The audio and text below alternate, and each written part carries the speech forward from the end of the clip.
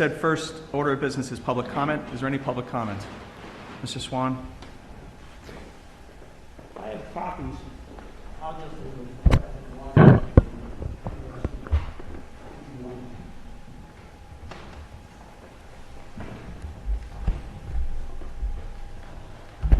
Jeff Swan, 132 Franklin Street. I've spoken several times about Clinton, and in every conversation I believe I've started by saying that I like the town of Clinton and I'm happy to live here. I would like to add to that summary that in the time I've lived in Clinton, I've had the pleasure of interacting with the chief of police. You've spoken several times on a multitude of issues. I find him to be gracious, empathetic, caring, and sincere, the kind of police chief any town would and should be proud of. And while I do not personally know the officers that serve the town, in my limited interaction, they have presented themselves as committed professionals, always leaving with a positive impression. That being said, I'm here in response to an article in the Item dated Friday, August 14th, that details the Select Board's thinking and actions with regards to the Massachusetts State Police Reform Bill. The bill, still in committee, is an effort to address issues with policing. While I cannot claim knowledge of every one of the 350-plus police departments across Massachusetts, and I doubt anyone in this room can either, I can say that the concept that there can be no improvement is ludicrous. While Select Person Connolly seems to believe that improving is throwing the police under the bus, I would challenge that and state that making changes to existing processes is how you stay ahead of the problem. The concept of proactive versus reactive. Chair Kerrigan identified the Clinton Police Union appearing to imply a level of benevolence. I would counter that. Their contribution to the dialogue was a Facebook page post showing a photo of Christmas balls, accompanied by a text stating, local representatives should grow a pair. When challenged by my comment on the concept of qualified immunity, basically asking why shouldn't public servants be held to accountability for their actions, they had no response. Perhaps the Clinton Police Union was projecting their own deficiencies. I'm driven by the lack of response 2 weeks later to conclude that the question of why shouldn't public servants be held accountable for their actions is apparently too much for the police union to respond to. My point then and now is that no industry has qualified immunity. Not doctors, not lawyers, not tradesmen, not software developers. And to address the typical fallback argument that if you don't provide blanket coverage for wrongdoing, you will not be able to find applicants for the job, I personally find this self-revealing.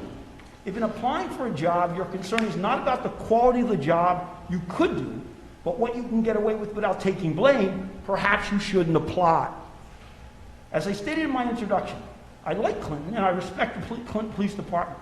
That does not mean things cannot be made better. I buttress that thought with the possibility that cities and towns that are now having troubles may have thought they had no reason to improve their process until they did. Reactive versus proactive. A final note. Mr. Connolly made reference to the bill being passed in the dead of night and that police are being murdered. The person who seems to have generated this long overdue reckoning with race and policing, George Floyd, was lynched in broad daylight. Perhaps your ire should be focused there. As always, thank you for all that you do. Thank you, Mr. Swan. Next item on the agenda, any other public comment? Hearing none. Review of minutes for August 12th, 2020. What's the pleasure of the board? Mr. Chairman, I move we approve the minutes as presented. Second. I'll second that. Motion made and seconded. Any comments? Discussion? Questions? All those in favor? Aye. Opposed?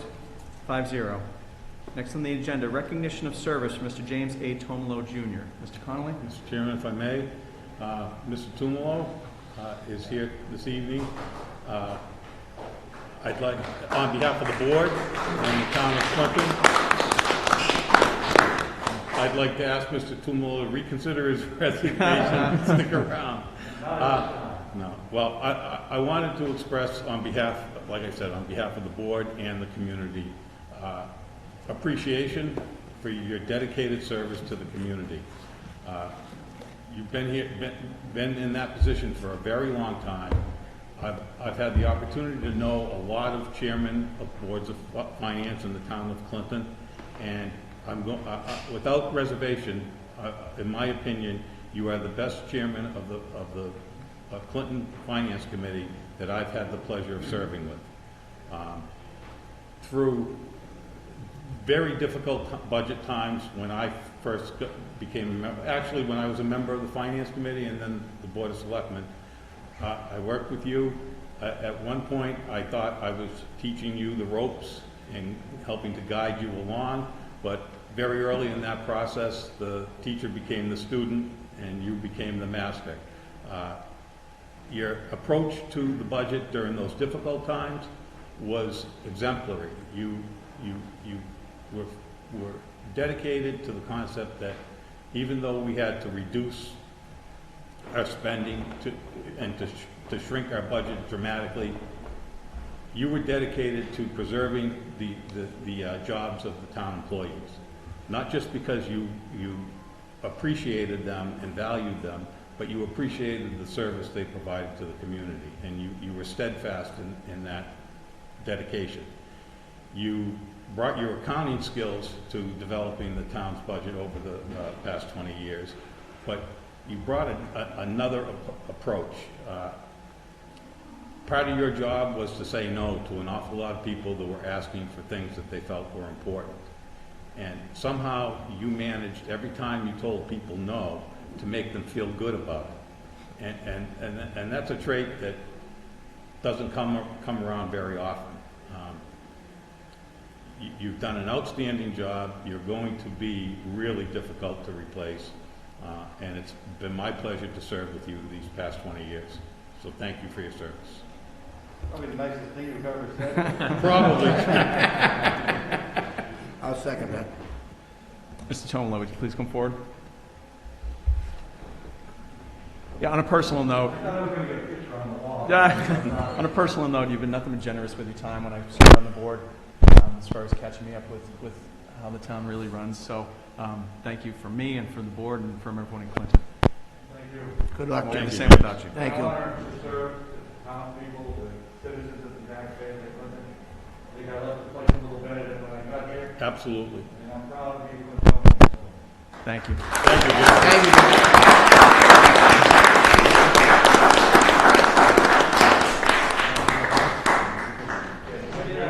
Thank you. Thank you, Jim.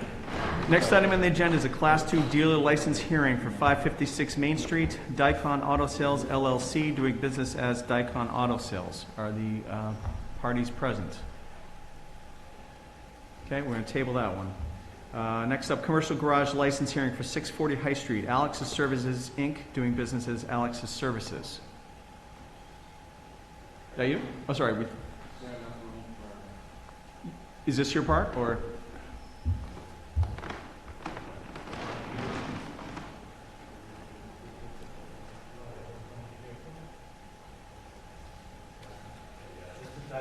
Great.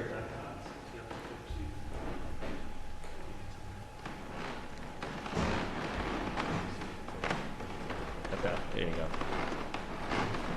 Thank you for coming. Yep, please, yep. Just state your name and address. My name is Diego, last name Floriano, address 64 Hildred Street. That's my house. But we want to do business in 556 Main Street, Clinton. Very good. Since it's a public hearing, I'll open this public hearing and invite, do we have to, what begins with If he has anything to say. Yeah, do you have any statements, or just, Yeah, so I'm hoping we get approved to do business in the city of Clinton. That would be a pleasure for us. We want to comply with all codes and laws that you guys have around here, of course, Massachusetts. So I'm here to do business, and hopefully we can go forward with that. thank you. Yeah. Mr. Chairman, there's no number of cars he wants to sell down there. I was just going to say, Ray, we probably should check with the building inspector on that. Okay. It would be a pleasure. Is there a number that you're looking for? Around 25 cars. That's what I believe the lot holds. We've dealt with this property before. Is this the one with the? This is right across the from two the fire properties? station, a very heavily traveled area. That's why I was, Mr. Chairman, if I Please. may suggest that after the public hearing closes, if the board's so inclined to grant the license, we can ask that it be Contingent. reviewed by the building inspector. Yes. The number of cars be reviewed by the building inspector and/or the planning board. Great. Continuing with the hearing, we'll get back to the board in just a second. Is there anyone here from the public who's here to speak in favor of this hearing, permit? Thank you. Anyone here to speak opposed to it? I'm going to close the public hearing portion and then open up to the board again. If there's a motion or any other questions. Mr. Chairman, I make a motion we grant the license, the number of cars being subject to review by the building inspector and/or the planning board if they're interested. And I'll second that motion. Motion made and seconded. Any questions, discussion? Hearing none. All those in favor? Aye. Opposed? 5-0. Best of luck. All set?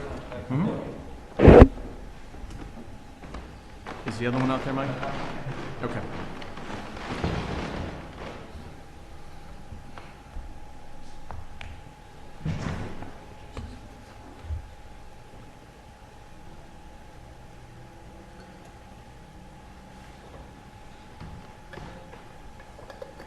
Hi, come on in. Please have a seat and state your name and address for the record. Your name and address for the record, please. Alexander Esposito, 21 Herring Way, Langston, Mass. Thank you. This being a public hearing, I will open the public hearing and invite anyone speaking in favor of this request. Anyone speaking in opposition to this request? Do you want to give us a little idea of what you're looking to do over there, sir? It's a repair shop, more towards the truck and equipment. But I'm leaning towards the idea of the building inspector. Place is too small, so I'm looking at building limits that my property is going to move with there. Okay. It's not sure. They say maybe ready on October, but until then, I got to keep working. So is this just a part of that building? It's in the back of the tire place. You know? Okay. All right. I'm going to close the public hearing at this point and open up to questions from the board. Mr. Chairman, I make a motion that the board approve the license request, subject to review by the building inspector. I'll second. Motion made and seconded. Any questions? Discussion? Hearing none. All those in favor? Aye. Aye. Opposed? 5-0. Best of luck. Thank you. All set. Moving on, we're going to have a joint meeting with the Parks and Rec Commission to discuss the current member vacancy appointment. Parks and Rec is here. You got everybody? I'm sorry, you're all spaced out with my mask. We have 4 applicants. Letters are in the packets. If anyone's welcome, is interested, you can come up and give a very brief statement as to why you're interested in this position, and then we'll break it down to voting. Mr. Chairman, Yes. could I interrupt? I see one of the candidates. I know They're out. he's here, maybe they're Is out in Mike the getting them? hallway. I think he's right. You want me to see? Is Mike rounding them up?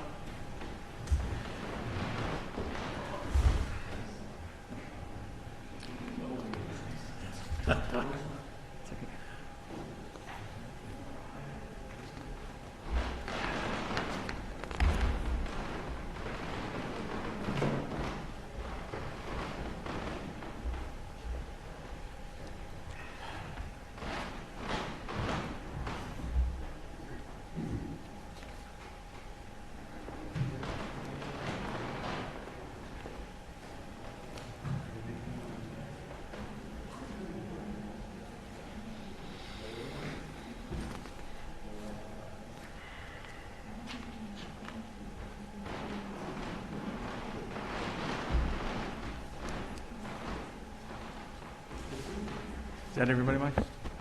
Yes? Okay. I didn't hear. Mike, is that all the candidates? I believe I've seen at least 3 of them for anyways. Great. Okay. Well, why don't we, if the applicants are interested in giving a brief statement, we'll go alphabetically. That's all right. Ms. Cerruti?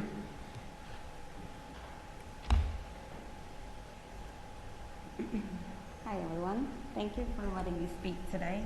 I did write something small. My name is Stephanie Surdy, and I live at 1 Pheasant Lane here in Clinton. As you've seen from my letter of interest, I'm actively involved in many ways since moving to the town of Clinton 20 years ago.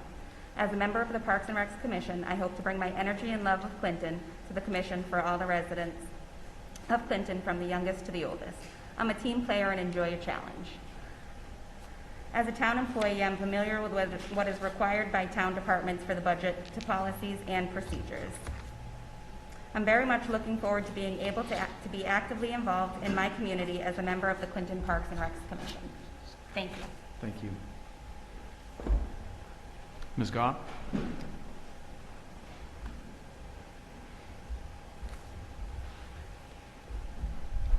Hello, good evening.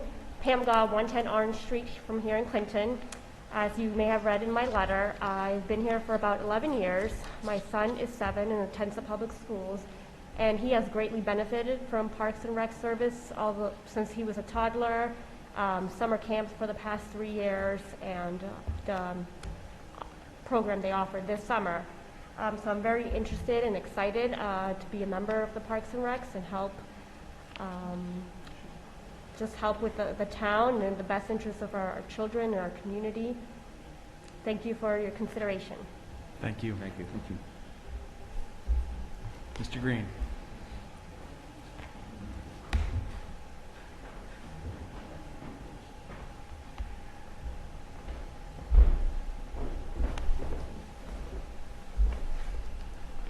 Hello, Board.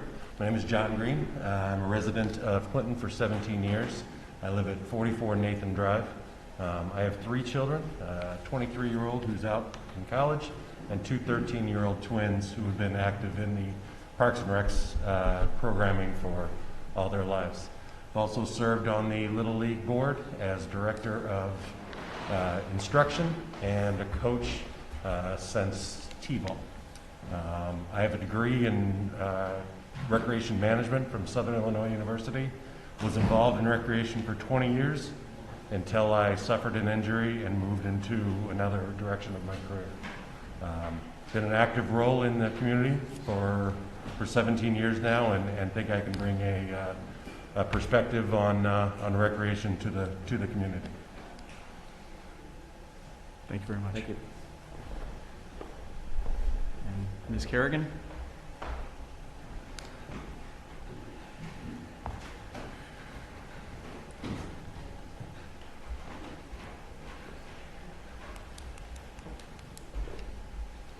Good evening. My name is Patty Kerrigan. I live at 19 Dyke Drive in Clinton. I'm a true Clintonian. I've been here all my life. I'm a retired teacher from the Clinton Middle School of 36 years.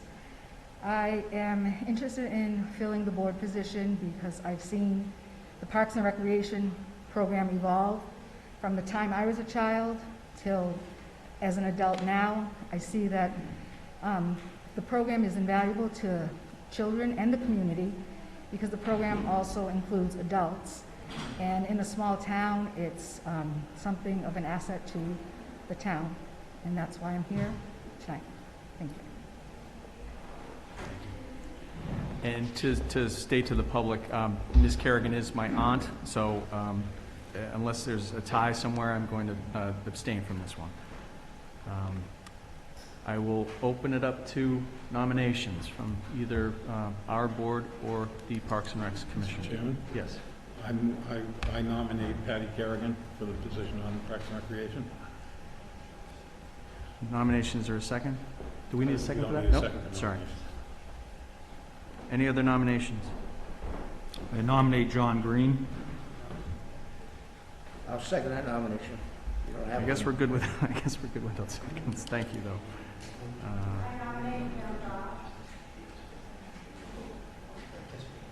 Going all in here, huh?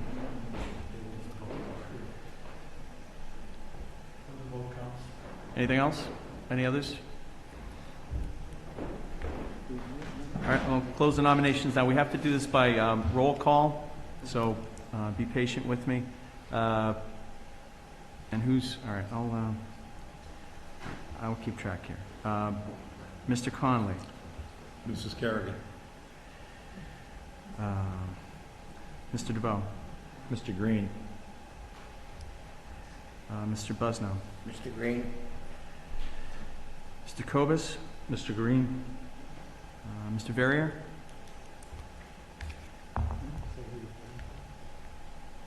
You get a vote. I nominate Patty Kerrigan. So you're going to, okay. Kerrigan. Mr. Baird? Kerrigan.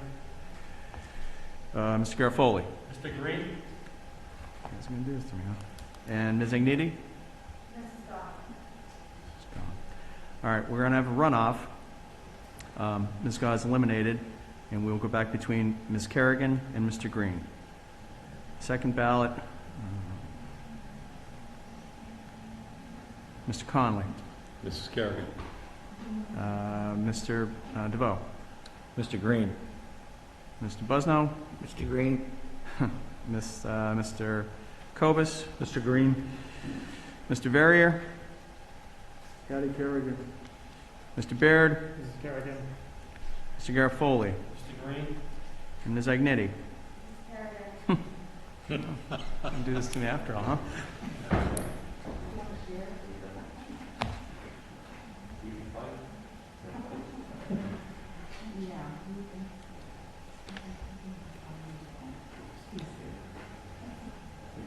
Mr. Chairman? This is, yeah.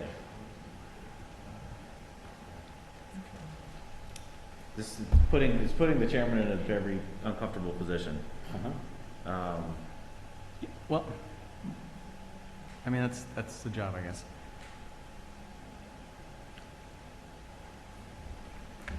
Mr. Chairman, could we ask for advice from town council on whether or not... Do you have any advice? On whether or not you can participate? It has to be a majority vote, so. Right. You know, unless, you know, Sean just, the chairman abstains, and you wouldn't fill the vacancy at this time. I mean, it has to be a majority vote by statute, so you're at 4-4. Can I ask a question? Is that the normal procedure for appointment and doing that roll call? Yeah. Yeah, it's by statute. And it's a majority of the two boards that are present. So you've got five members of the Board of Selectmen, three of the Parks and Rec, so you get those are the eight individuals that are entitled to vote via roll call vote, but it has to be a majority vote. Kelly? Yes. If I could add, it might be the next option to ask one of the candidates to withdraw their nomination. I don't think that's our role to play in this. I mean, they both expressed interest.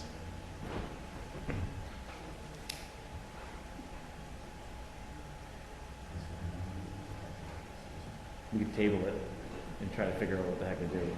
Or, I mean, it's up to you. I don't want to force you. There's no appointment as we speak right now. Yeah. So we can table it and try to figure out what to do, because this is just, Okay. This turned out to be like the worst possible scenario for this. I'm sorry.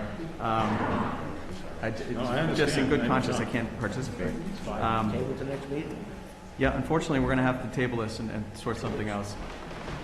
I thank everyone for coming, and we'll let you know where we're going from here. I Yep. apologize. Sorry, everybody. Mr. Chairman, if I may say something before the Please. candidates leave, I just want to mention that however this turns out, there were 4 applicants, there was only 1 position, but there are a lot of other positions in town that desperately need volunteers with the interest that you people have already demonstrated, and I would hope you would continue looking at other opportunities for whoever doesn't fill this post, because I could easily vote it for any one of the applicants. It wasn't an easy choice for me, and I would relish the opportunity to appoint you to some other position in town as it fit your interest and became available.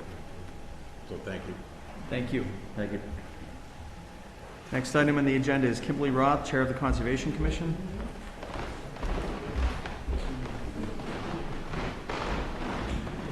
Let's see if she's up. Review it again. Reporting.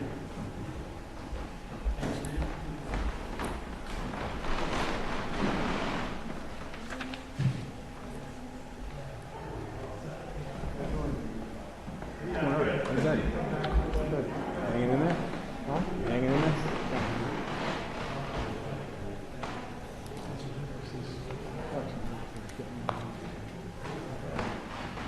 You put your time in. Thank you.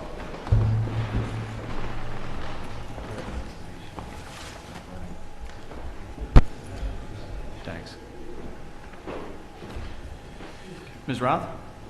Hello. Hi. I'm Kimberly Roth from the Conservation Commission, and I brought Rebecca Longfall also from the Conservation Commission along with us. And we just wanted to talk about the dock construction permitting process that's going on in town, because we've become aware of the permitting process that you guys delegated to the building inspector, and it appears to not address the Chapter 91 regulations that are required, and it also leaves out the Conservation Commission from the permitting process. And the last thing the Conservation Commission wants to do right now is chase down and do enforcement on permittable projects. So we wanted to work with the building inspector or the select board, however these regulations were drafted up, to make a fact sheet that clarifies what our residents need to do to be in compliance with the Massachusetts Wetlands Protection Act, the Chapter 91 program, and any local bylaw or local program that you guys want to implement through the Harbor Master Section 10A part of the Chapter 91 program. So I wrote you guys up a one-pager on Chapter 91 and how its regulations apply to great ponds, navigable rivers, and ponds and lakes over 10 acres. So that's here, but I do want to call attention to the bottom, which talks about seasonal and permanent pile-supported piers and docks.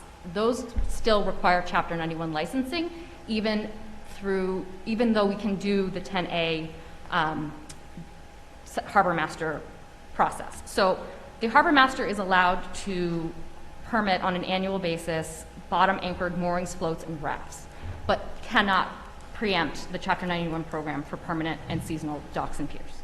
So that's not our area of jurisdiction. The Conservation Commission isn't looking at that, but what we are looking at is the alteration to the land, to land underwater, which is a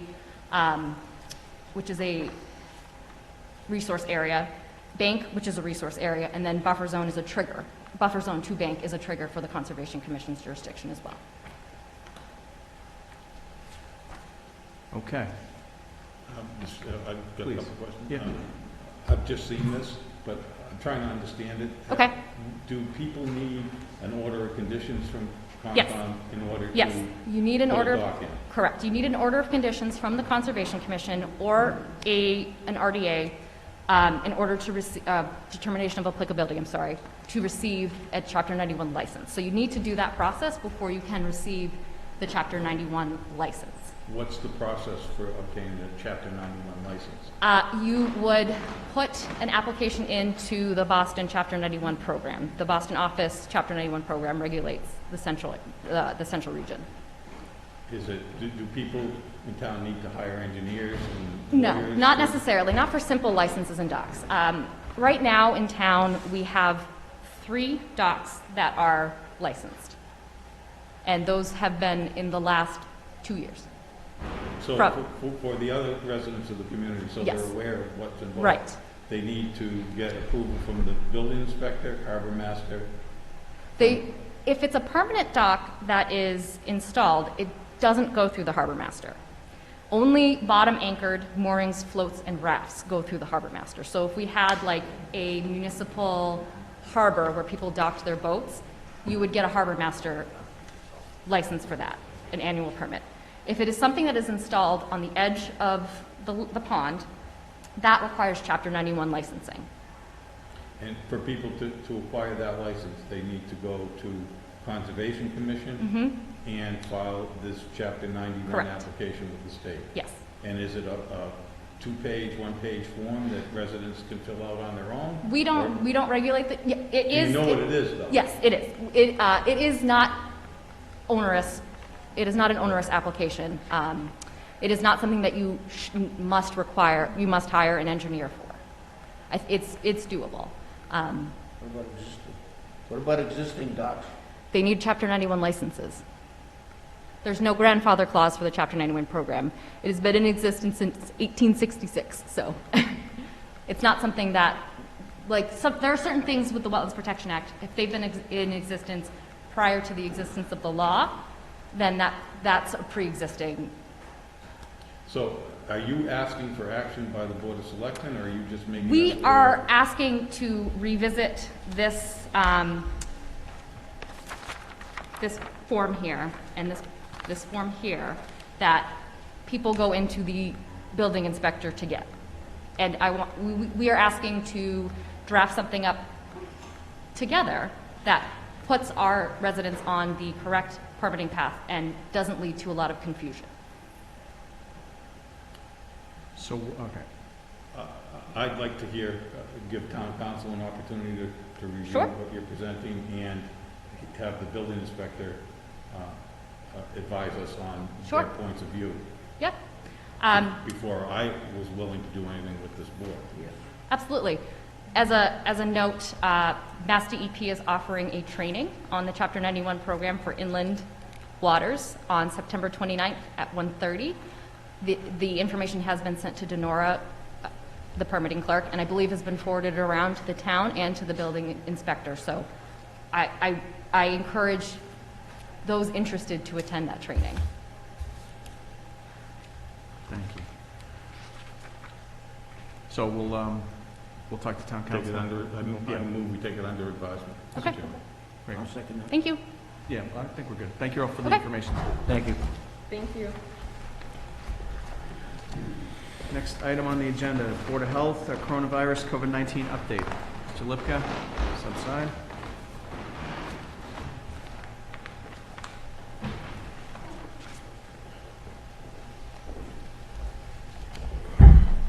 Evening. Oh, hey guys. Thank you for coming. We had 3 things on here, but if you guys want to tackle them and fill us in on anything else you think we should know, we'd appreciate it. How about if we give you a quick update, and Yep. then we can go into it from there?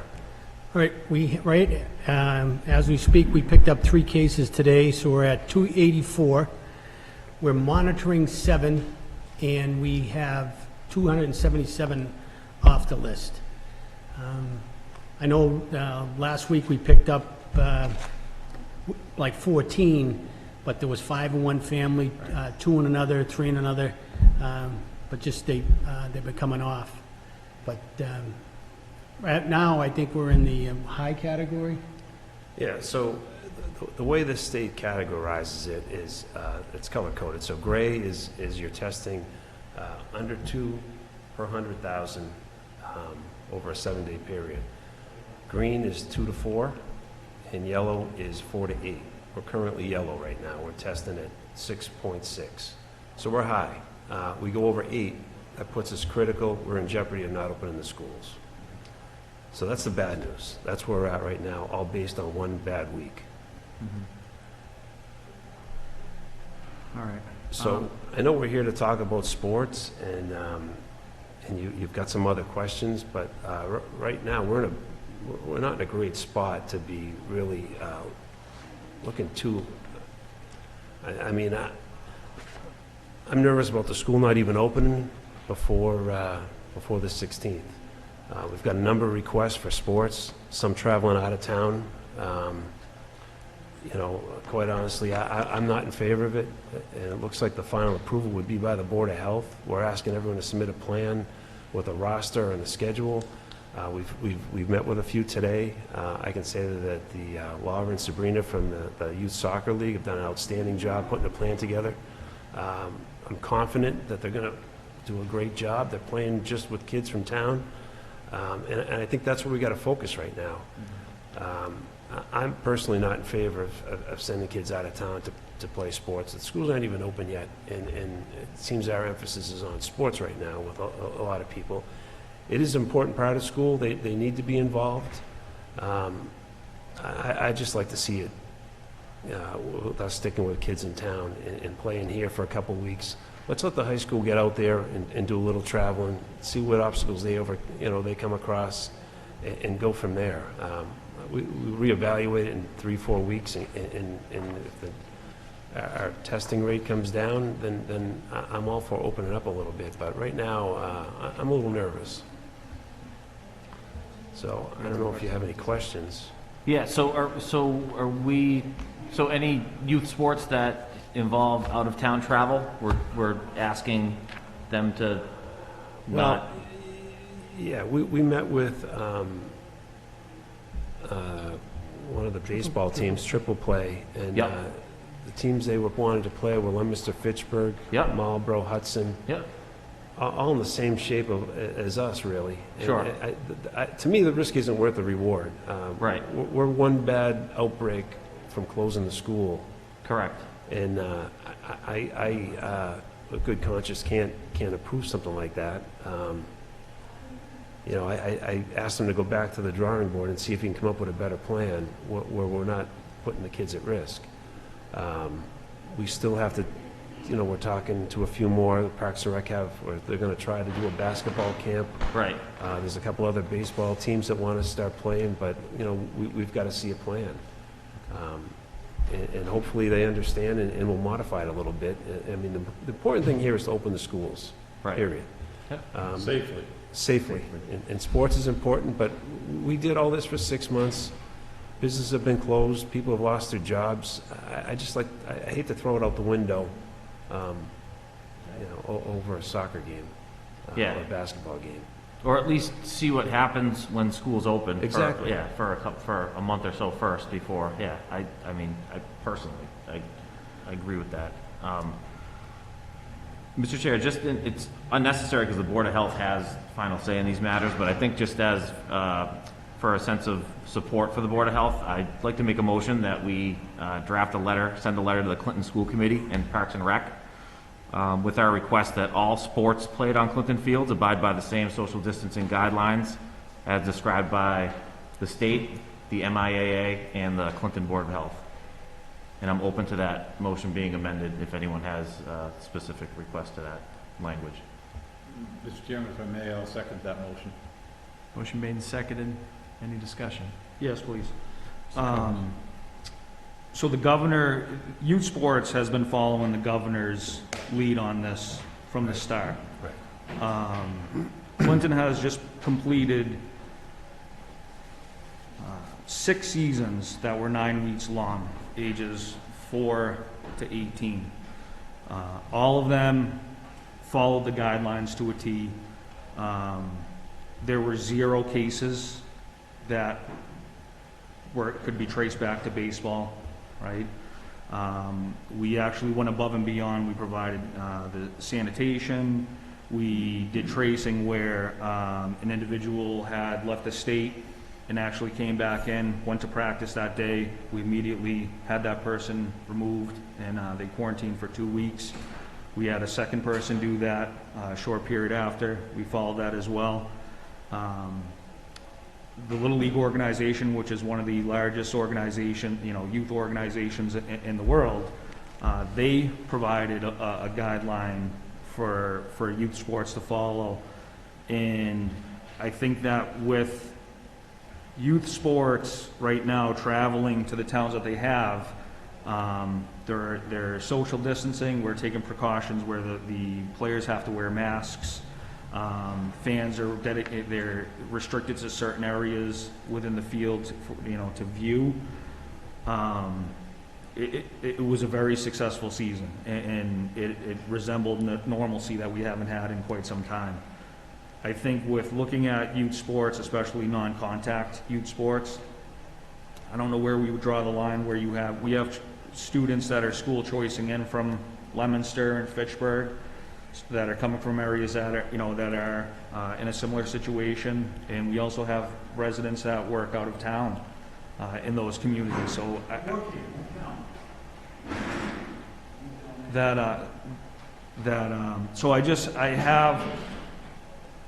obviously I do have to I am involved in youth sports, so I do want to make that known, but I think that it feels that we're overstepping the governor's guidelines at this time, in my opinion. Well, we've been following the governor's guidelines all along, and what they're basing all this on is the matrix, the one I just explained. So when they see an uptick, That's why they went from 50 people in a gathering to 25. I mean, Correct. they're going the other way right now. Yeah. It's smart, and I think we should follow it. I'm not saying we shouldn't play Little League.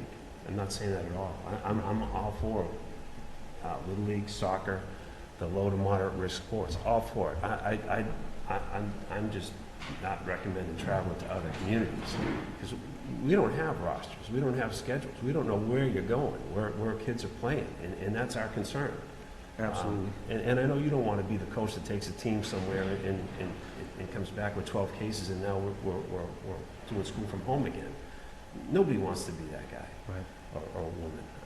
So I'm going to err on the side of caution with this. But, you know, if we're intertown play, kids in this town, that's fine. I mean, if you put a plan together, and you're right, I have been down to some of the coach pitch games and Little League games, and they have done a great job with it. I commend them for that because it's a lot of extra work. What you have to do with sanitizing, keeping kids apart, and wearing face masks, it's hard. I understand it. But again, I'm going to err on the side of caution. I just want to be safe. I want the schools open. And I think a lot of us are on the same page as far as our board goes. So, I mean, we're willing to work with anybody.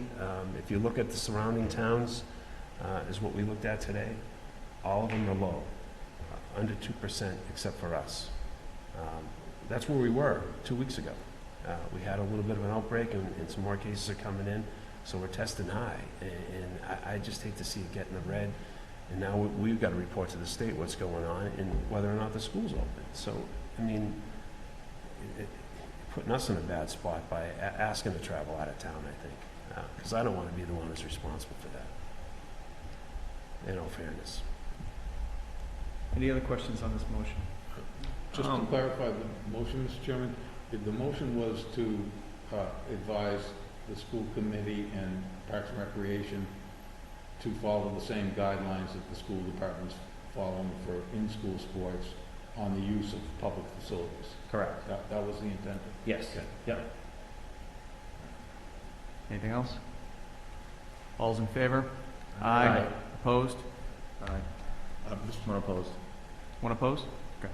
Mr. Chairman, I'd like to make a second motion that the Board of Selectmen recommend all town youth leagues voluntarily follow the guidelines and the suggestions made by the Board of Health.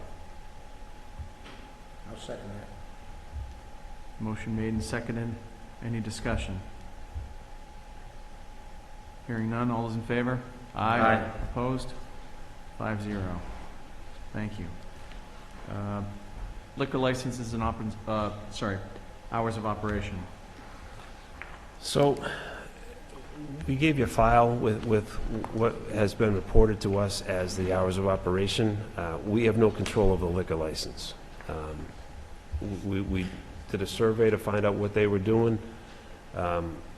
We give it back to you to see what you're thinking. I think one closes at 9, one closes at 11. You know, if you want to uniform it across the board, that's, you know, I think that's fair. I don't know if you can do it like that, or you have to call them in individually, but, you know, there's only really been one that's been a little bit of a problem, and we're working on it. Mm-hmm. But most of the rest are doing the right thing, you know. So most of them, I think 6 out of the 8 close at 10 o'clock. One has to close at 9 because the kitchen closes at 9, and then one's open till 11. So, Mr. Gibbons, I guess the question was there a way to codify a liquor license, like linking that up with when the kitchen closes? Do we have to do that case by case? Can we say, you know, if you stop serving at 9, you stop serving alcohol at 9? We want to support the Board of Health here because in these extraordinary times, you shouldn't be, you're not going there to drink, you're going there to drink with your food. So we're trying to figure out a way to make sure. Kitchen's open. Right, can we do that blanket across the board, or do we have to do, is that amending the liquor license that we've already approved? I'd have to take a look at that. Are you talking about doing it across the board, everyone's license? I mean, that'd be the easiest way to do it, but we're trying to make sure I that, don't see how you can, I mean, if you're gonna just do like individual license, I think you'd have to have Hearings. those folks in, because Yeah. the impact on the license are already included. Mr. Chair, if I may, so different liquor licenses have different hours of operation? no, but correct me if I'm wrong, the license right now, I don't think it's tied to hours, is it? Or it's certainly not tied to kitchen hours. It's been an informal agreement that you're not, and we're looking to put a little teeth into it. Yeah, it was, you're open as long as you're serving food. And once your kitchen closes, you give last call, and that should be the end. So that's how we left it at the beginning, when this opened back up. Some people are doing a better job of that than others, is what I'm hearing. Exactly. So you may want to have them come in and spell out their hours, and whether you agree with it or not, and go from there if you want to restrict it. Or leave it the way it is. Well, isn't in town right now, Yes. don't kitchens close at 10 o'clock at night? Or is that Well, not, I mean, is that it not depends. across the board, or? No, not across the board. Okay.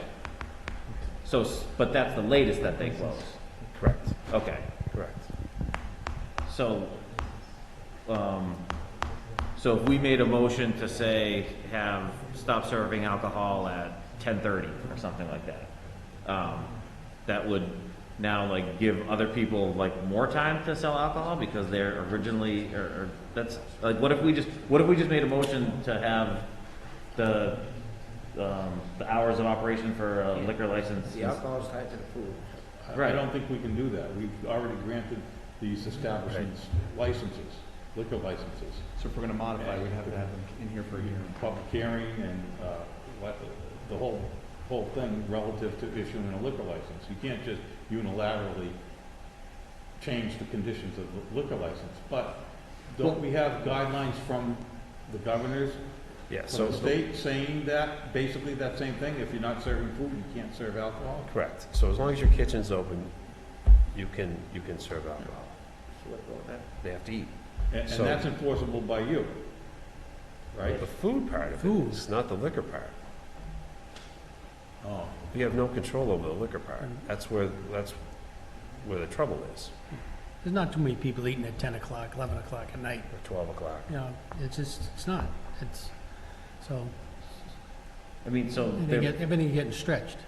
the liquor license has already been, for lack of a better word, adjusted. But if you own a bar and you have a liquor license, you can't serve alcohol right now. So all I think the Board of Health is asking, and all I'm thinking is just to have our last call times align with our kitchen closing time. And I think at the last meeting, it was just incorrect information. We brought this up and talked about it, and it was mentioned that the Board of Health would be able to do it, so we voted to say whatever the Board of Health wants to do, we're in full support of. Now, the Board of Health is coming back to us. They don't feel that they have the authority. They're asking us for it. So if making last call align with the kitchen closing, and even to throw in like a 30-minute buffer for when the kitchen closes to when we have to stop serving alcohol, I don't see, I don't know. If it's going to make things easier on the Board of Health, I don't see what the...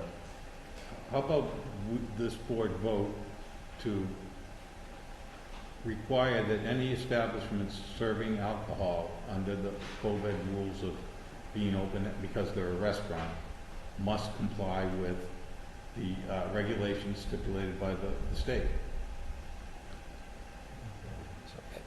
And if not, this board would consider that a violation of their liquor license.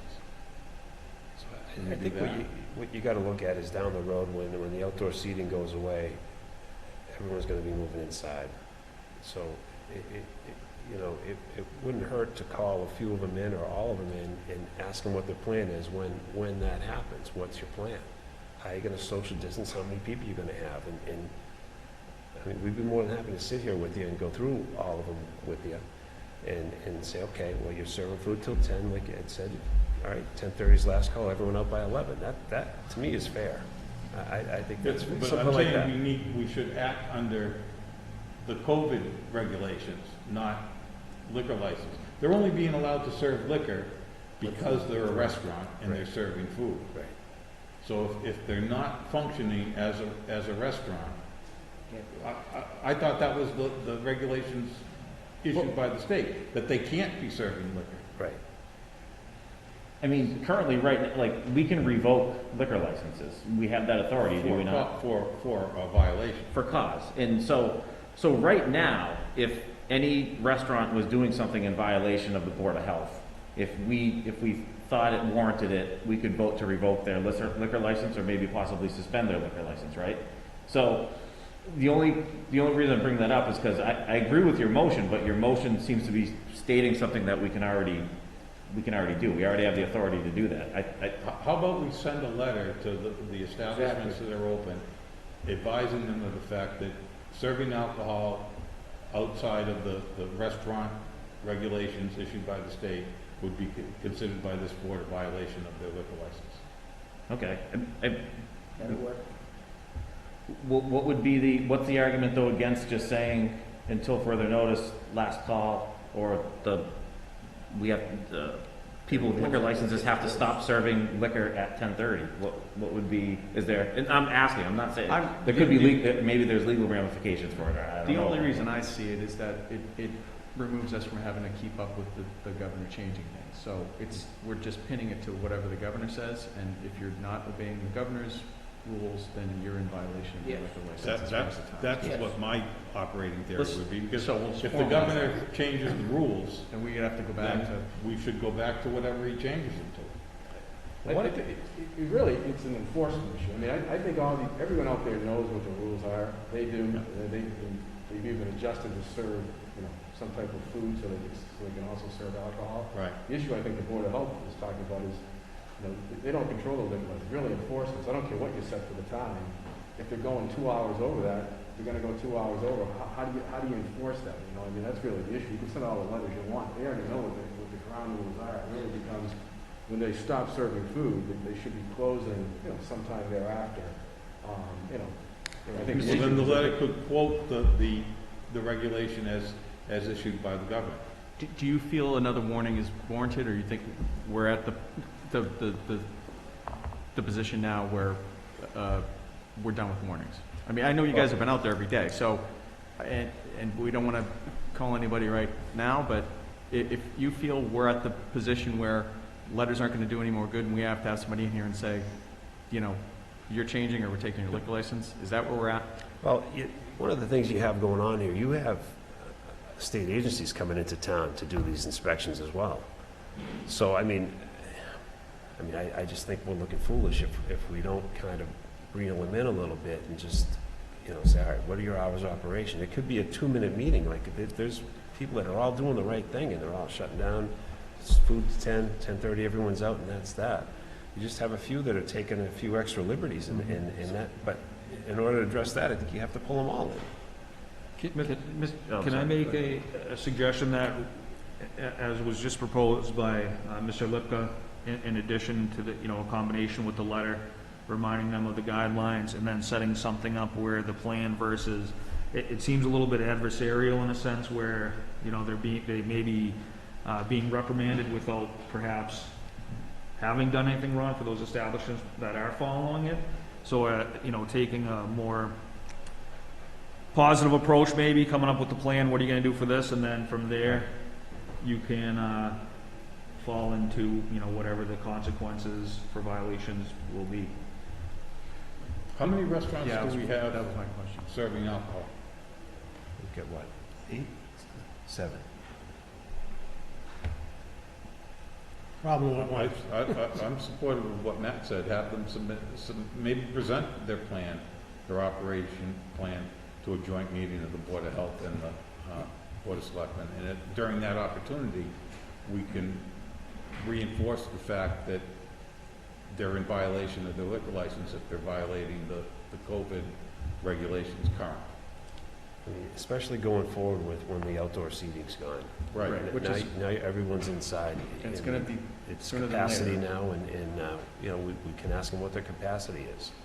All right, how are you going to keep your numbers at, if it's 50, how are you going to keep it at 50, Right. I think it's, I mean, like I said, this is all about keeping the schools open. Yep. It's just something we have to look at. Pull yours back and go with Matt, or?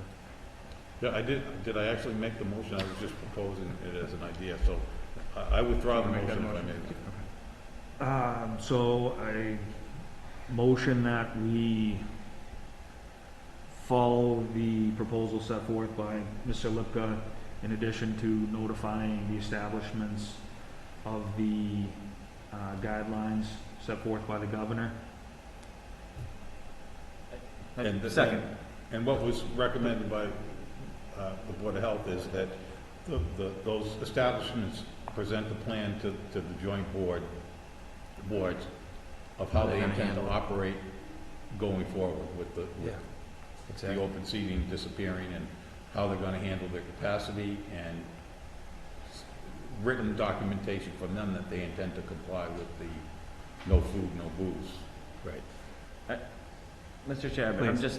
it sounds like those are two different things, though. Like, one is having them in here to talk about what their plans are, and the other, unless I'm misunderstanding the Board of Health, is a request from the Board of Health to us if we would limit the hours of operation on a liquor license to a time shortly after the kitchen closes, or exactly when the kitchen closes. So, It's my It's- understanding that's the rule now. That's the rule now. As long as they're serving food, you know, whatever it is, 10:30, 11, whatever it is, as long as they're serving food, they serve alcohol. But I- right after they stop serving food, they're gonna be closed. I think what we're all trying to get accomplished is to make sure that everyone's aware of this, and just to make Bring it to sure their that they attention, make sure know they're that quite clear. we're taking this seriously. Okay. Because there are some places that aren't taking it as seriously as they should be. Ed, I think the problem is in saying amending their liquor license instead of approaching it from we're enforcing the COVID rules And hours of operation. of hours of operation.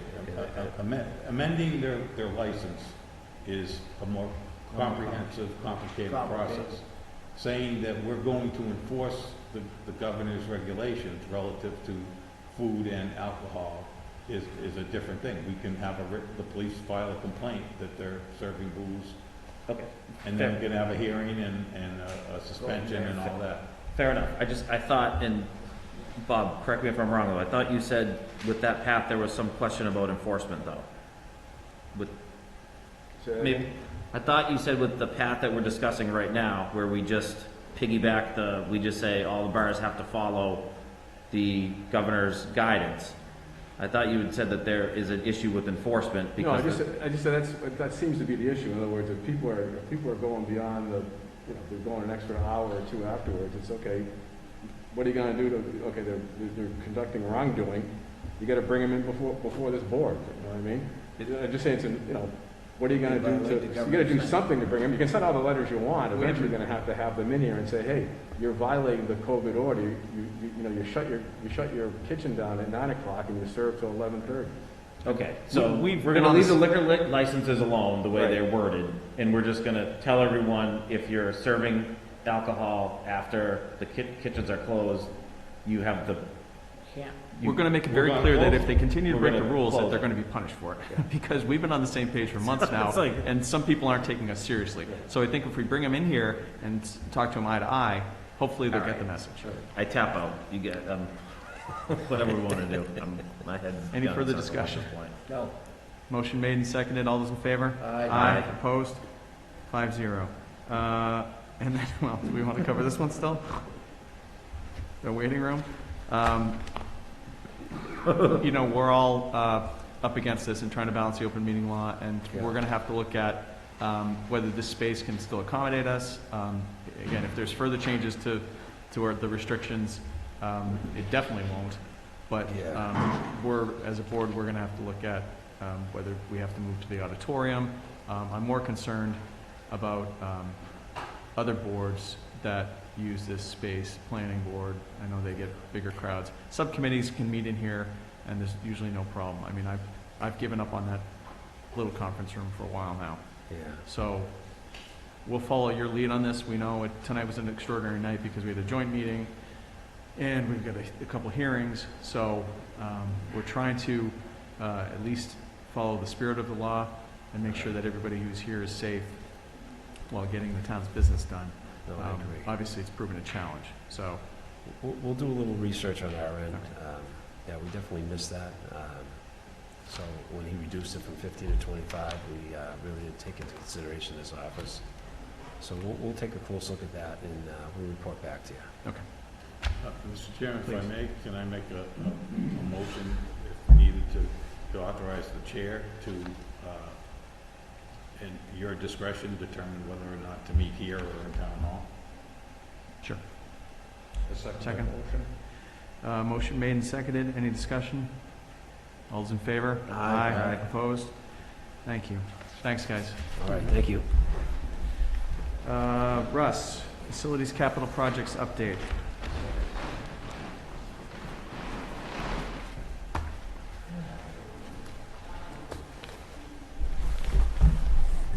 Good evening. Hello.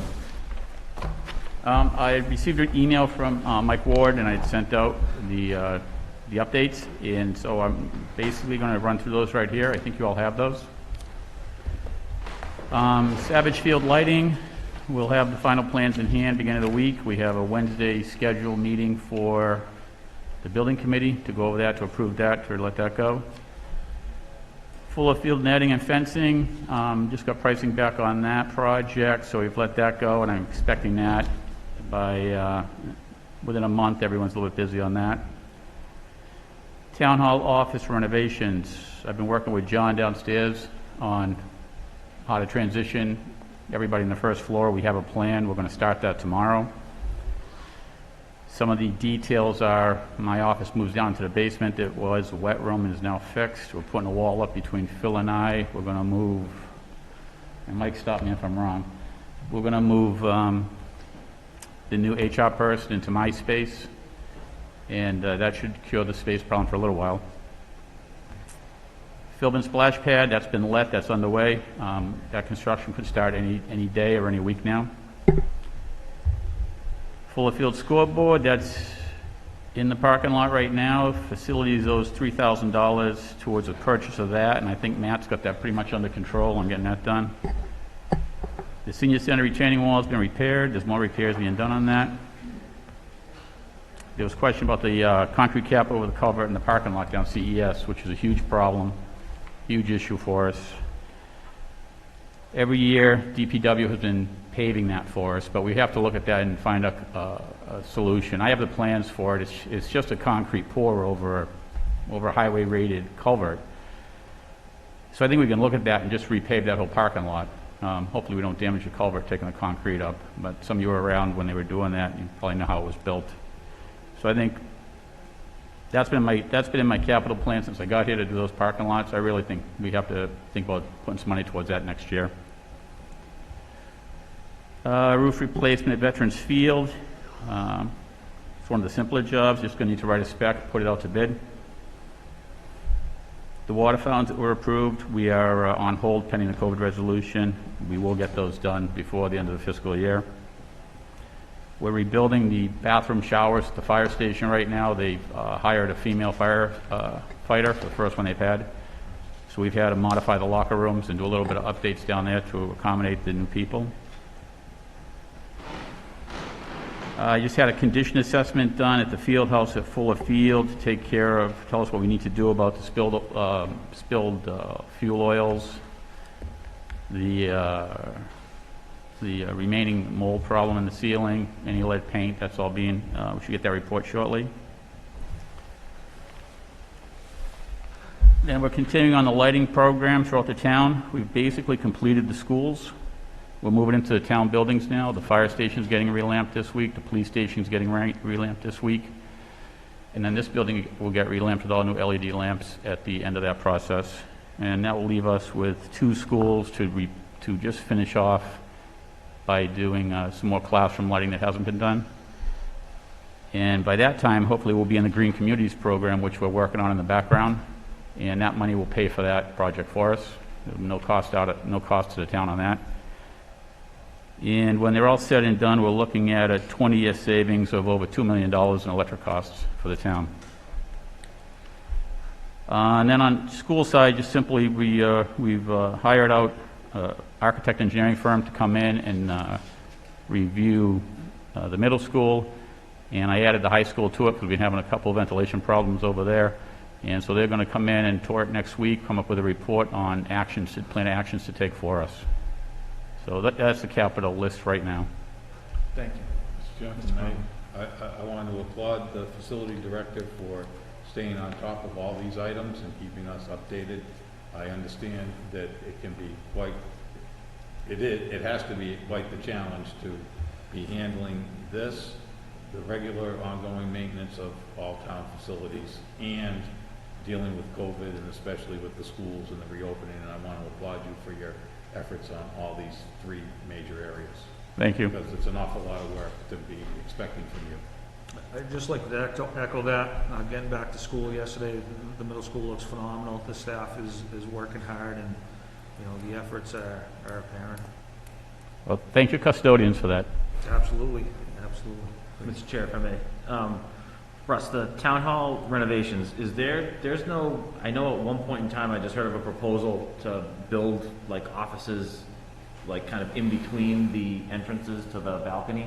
Is that still an option? That is still in play, and that has to do with the whole cable need and what we want to do. Mike and I have found a spot for the cable office, and we're going to work on that. It's in the basement. Okay. There's a spare room. We just got to clean it out a little bit. All right, I'm going to throw a curveball at you because I know I've always been hounding you about getting office space, but I just personally, I think that area of the town hall, the balcony, the auditorium out there, and that area entering the balcony, I think it would be a shame to have that area blocked off with an office. So, I mean, I'm only one person on the board, but just if there's other spaces in the town hall, if we could just consider that as a last resort. I just would be against, I just think it would really take what's a nice kind of venue over there and plug it up. And I'm surprised, I mean, I think somebody even checked, it's not a fire hazard doing that, which I thought it would be. No, the egress path is fine over there. Yeah. I checked, I've already gone through it, I've already done that analysis. And that would be a last-ditch effort, Okay. because that's a prime event space, too. Yes, right. It would make a great office space. It would work great for venues if we got into like a full-scale rental of this hall. We could do really nice productions, have a nice sound booth up there and things like that. Okay. But that's something the town has to decide they want to do. But we just put it out there because we throw the options out and see what sticks. Okay, just, can you do us a favor if you do end up heading down that path? Can you just like let Mike know to let us know? I won't go there without Mike knowing about it. Don't worry about it. I just complain about it. No one will listen, but at least I'll know to complain a little bit. But thank you for all the hard work. Thank you. We have, hopefully, in the next couple months, we'll be having a Human Resources Director and a Cable Commission Director. The Cable Commission Director, hopefully long-term, we'll be getting it with our subcommittee. Hopefully that office will be in a studio once we find a location, but at least temporarily that person will need an office here as well as Elliston. So thank you for all your work on that. Thank you. Any other questions? Thanks, Russ. Thank you. Thanks, Russ. Next up is a dog complaint hearing, 986 Main Street. It's Ryan Zvetter. Am I saying that right? Are all parties here?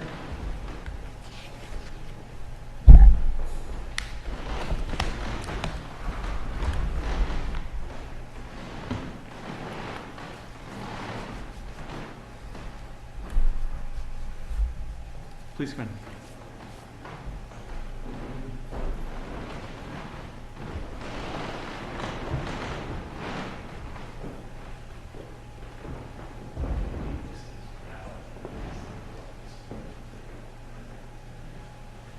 I'm going to open this public hearing. I would ask anyone who intends on testifying to please stand.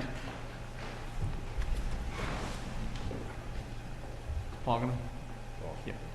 I just want to swear. Do you swear the testimony you're about to give is the truth, the whole truth, and nothing but the truth? Yes, sir. Thank you. All right. We'll open up the hearing with the complainant.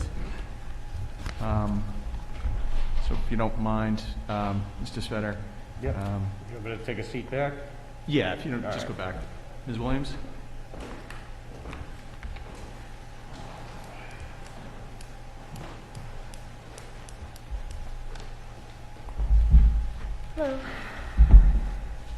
Just state your name and address for the record, please.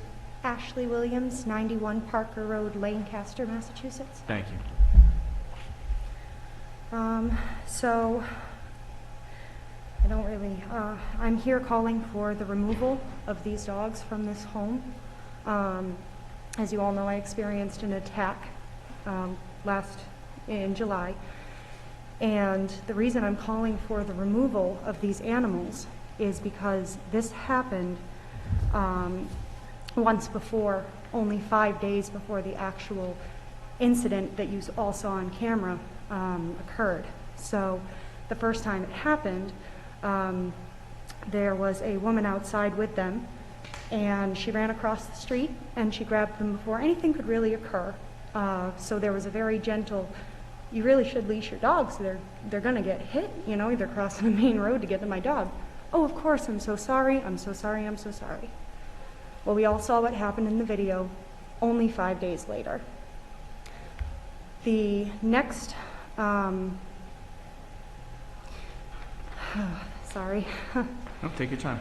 The thing that's bothering me the most, and this is where I really, really call for removal, because if you were sorry, they would have been leashed. This wouldn't have happened again. The very next day, I have video of the very next day after the attack that was recorded of two of the, I believe, owners. I'm not sure. One of them was the sister, I was told the day before. One's a sister, one's an owner. Of them loose, again, on the driveway. No leashes, casually strolling with the two owners. The nature of these dogs, when they came flying across a main road where they could get hit, cause an accident, anything. It could have been so much more catastrophic. Thank goodness it wasn't.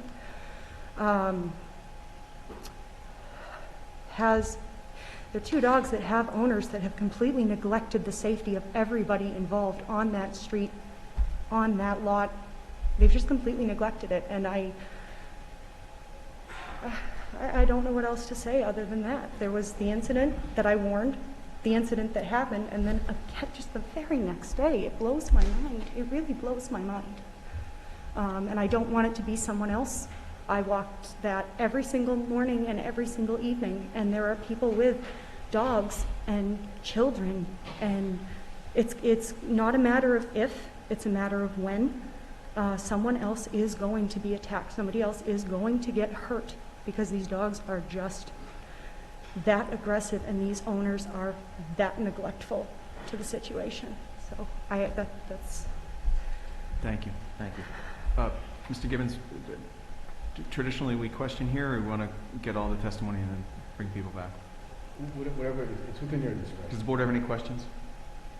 Actually, it probably would be for the dog officer, but have there been any other incidents since that day after incident, or since the dog officer got involved? I personally have not walked that street because it's traumatic is an understatement. I have not gone on that walk, so if there has been any incident, I personally don't know, but I refuse to go back to until, you know. I just want everyone to be safe. I want the community to be safe. I've lived in this town for almost 13 years and back and forth between Lancaster and Clinton all that time, and I love everyone here and I get along with everybody, and I'm scared for other people that have no idea that that's sitting there waiting for them, possibly. So. Any other questions? Thank you. Mr. Svetter?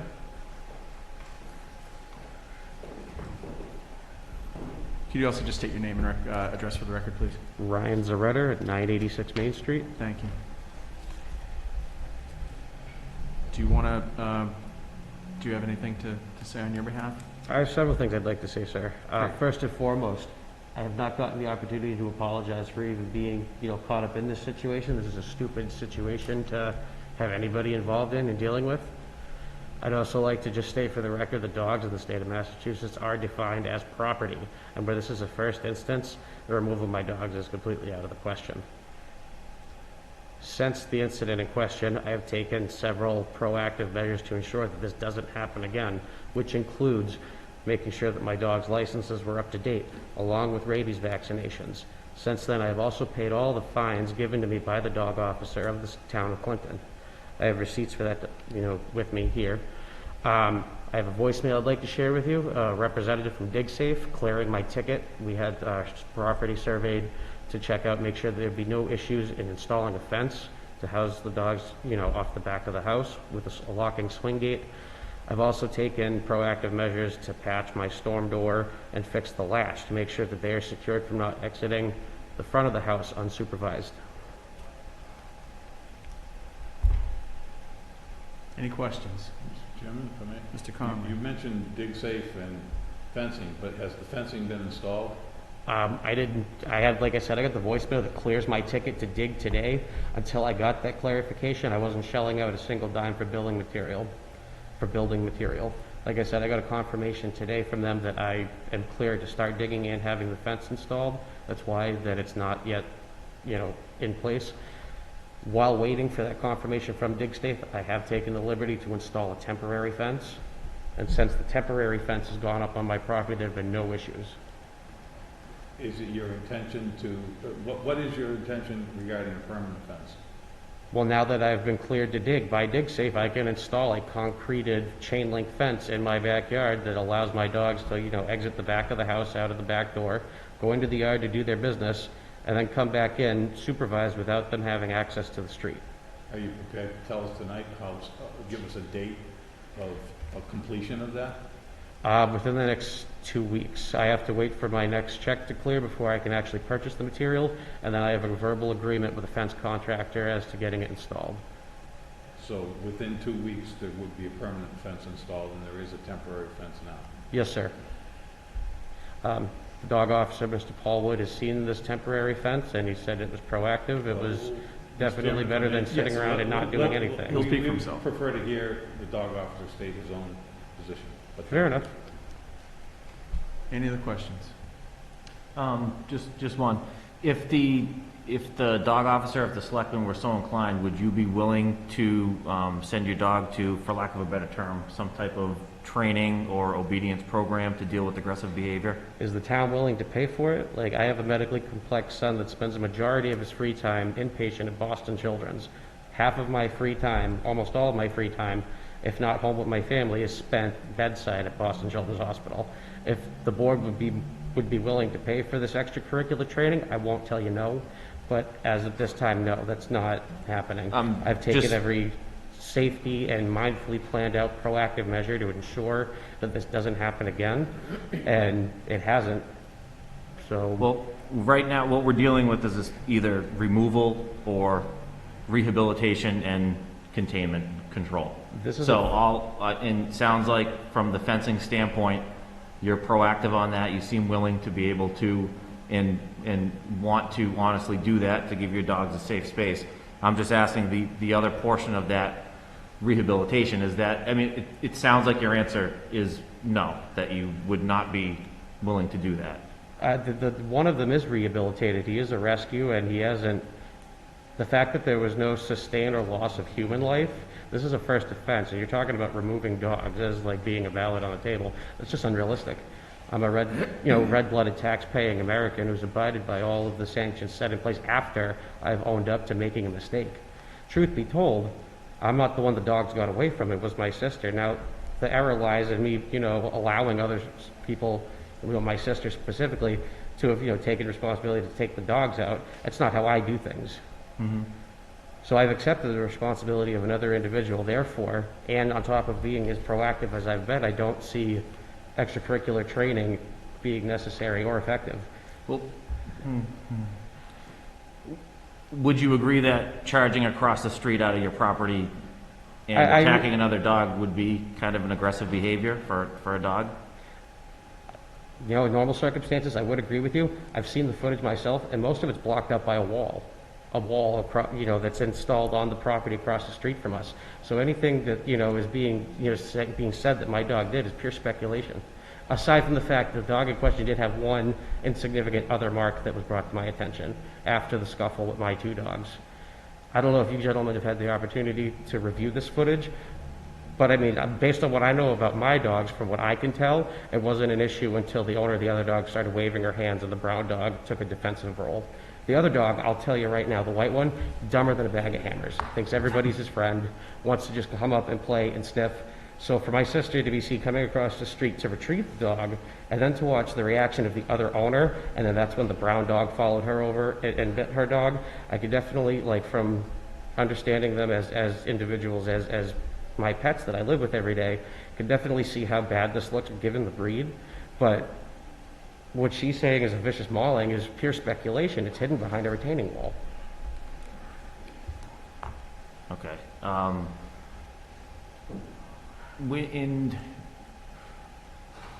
Before this incident, were you making every effort to keep the dogs contained, or were you comfortable with the dogs being in the yard? Very rarely, before this incident, very rarely have I had an issue with the dog being out of my control. Okay. Before this incident, I spent 3 weeks out of state. Wasn't even here. My whole family. We had a dog sitter, so like up until the first incident, there was no issues. 3 weeks with them being out of my supervision. And then since then, you know, before I went on vacation, there's been no issues with my dogs getting away or being in traffic, being a menace, and certainly no other damage to any other dogs, which, as I said, are considered property. So there's been no other damage to property caused by my property. And if you don't mind me asking, do you plan on being away for extended periods of time in the future? No, actually, this last family vacation has made me realize a lot about, you know, the world we live in and the people we're related to. So unless my son's inpatient, there's really no reason for me to be away from the home, you know, any more than I usually am. That's the only reason I ask, because I can sympathize that you say you weren't there when these incidents happened. Well, all I was saying, meant to illustrate by saying I wasn't there, was like, we had just gotten back from vacation the week before, still a little jet lag from the trip from Alabama and getting our life back together. But the whole point of me bringing that up was they were out of my supervision for 3 weeks with no issues. My sister made a mistake, not closing the door to retrieve the other dog, and certainly by not putting a leash on the dog to begin with. Had I been the one taking the dog, we wouldn't be sitting here today, sir. Okay, because it does sound like the testimony is that the dogs were unleashed multiple times. That's why I'm asking. Well, I only have one formal complaint in front of me on the record, so, I mean, unless we're looking at this from like a point of speculation, I'm going by what's on the paperwork, and I have no other documented instances to submit to you, sir. So you dispute that claim that the dogs were unleashed multiple times? This was, in your opinion, this was just a one-time incident that the dogs got out of control? I mean, I've had control of my dogs since, and the law stipulates that they need to be on a leash or in control at all times. That's what the Clinton leash law says, right? Correct me if I'm wrong. And since then, no, they've been in my control the entire time. Right. With the exception of the 2 incidents that we're discussing. The exception of the incidents that I was summoned here to deal with. Any other incidents, we're unless sticking you to have that some one. documentation to show me, I can't be sure of what you're talking about. I'd also like to point out for the fact I'm a former employee of Miss Williams at the fucking beer and wine store next to my house. So like this, our professional relationship ended when I was no longer being accepted, being paid cash under the table by the owner of the establishment. I think that this is... All right, you done? Done. Any other questions? Thank you. Mr. Wood? I just want to hear from the animal control officer. Thank you. Mr. Wood, can you catch us up? Well, I've been to the property several times after the incident. And once I made my entire investigation, I contacted Miss Williams and gave her my results. What the gentleman said was true. I've been to the property and made suggestions. And I told him at the time that I can't force you to do it, but I would advise you to do it, and that's put up a fence, which he has done. I came back and it had been up.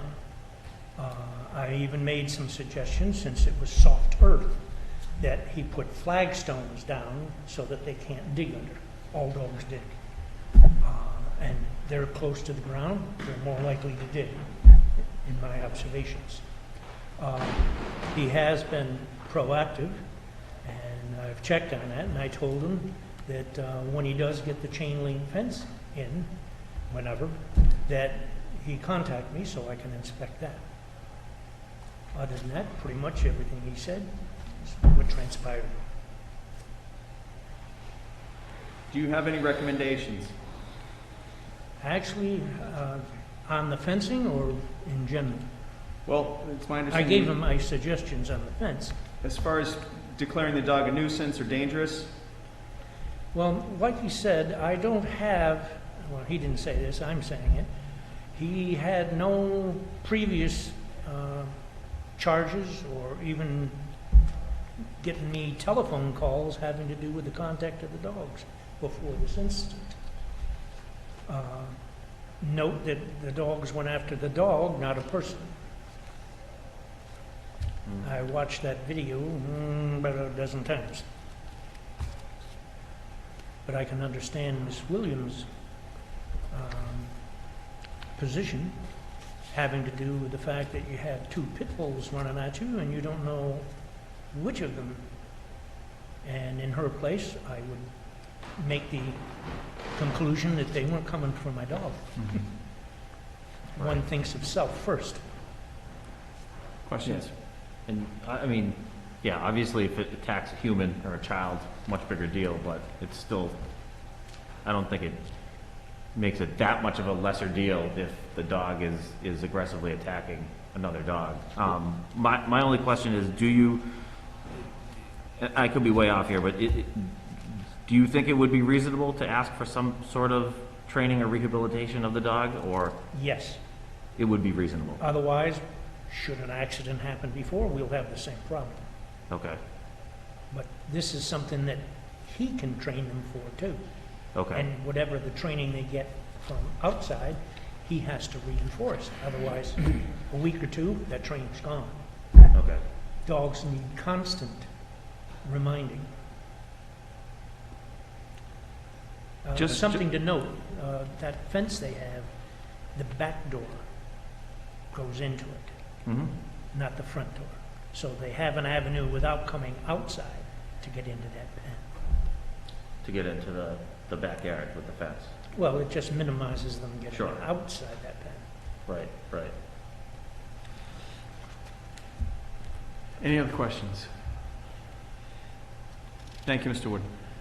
Just so we're clear, since a couple of the members, I don't think you've done one of these before, and Bob, correct me if I'm wrong, as a hearing authority, we have to declare, we can either dismiss the complaint, or declare the dog a nuisance dog, or declare the dog a dangerous dog. And from there are different levels of My category is nuisance. nuisance. You would say nuisance. Okay. I'm going to, unless there are any other questions, I'm going to, yeah?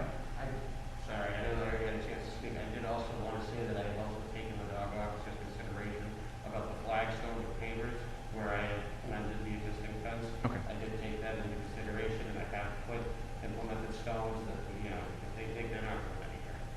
So I did take that under advisement and implement, something to do about it. Does the board have any other questions for any of the witnesses? Okay, I'm going to, yep. Just really quickly though. Yeah, of course, no, when he says that everything's speculation, I was there. I have that dog because of anxiety. I have that dog for multitudes of reasons. He is my everything. And there was nothing about it that was playful. I know that behavior. I grew up with many, many different breeds of dogs. There was nothing about that was playful, and I did not react inappropriately, and they did not attack because of how I reacted. I reacted because they were already attacking. I think that's very, very important. These dogs that rush out with their ears pinned back and defecate on a sidewalk while they're attacking is an extreme sign of aggression. It went on for another 2 to 3 minutes. Security footage only took so much. It went on for another 2 to 3 minutes, and it took 2 more members of the DPW, men, full-grown men, to pull over and rip these dogs off of my dog. In total, that is 5 people removing 2 dogs off of 1 dog that rolled over to Ma'am, play. okay, I'm sorry. please address the board. I'm sorry. Sorry. I'm sorry. But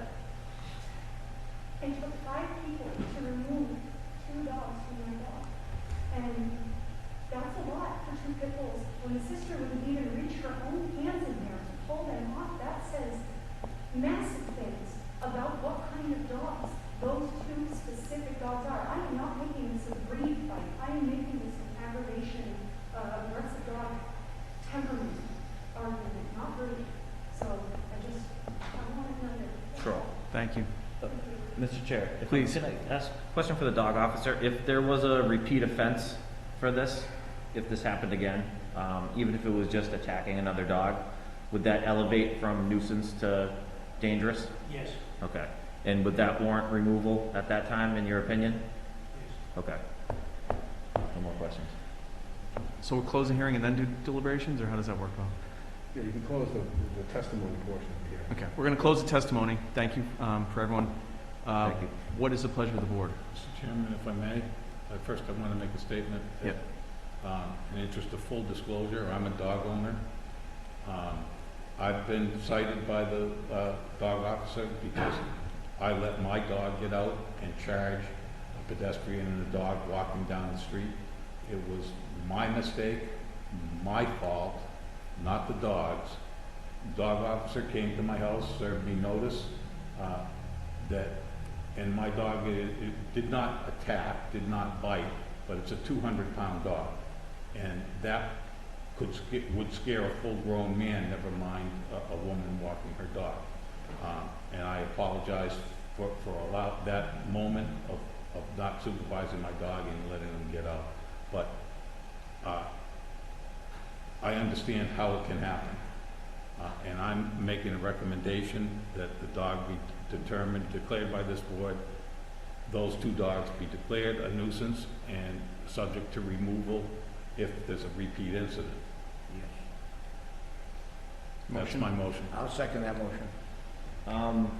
Just curious, if can we place some of the recommendations from the dog officer in regards to fencing?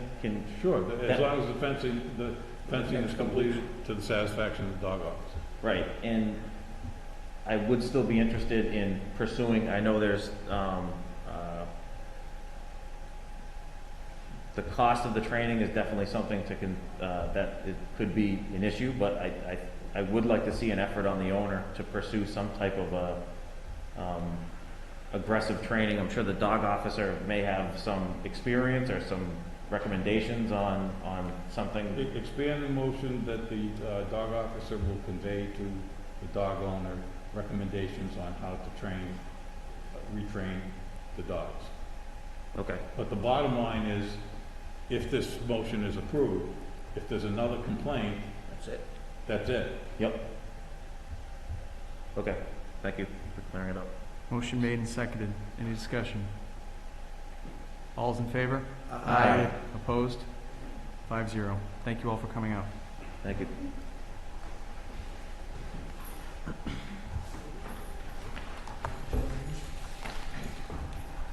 Next on the agenda, administrative business.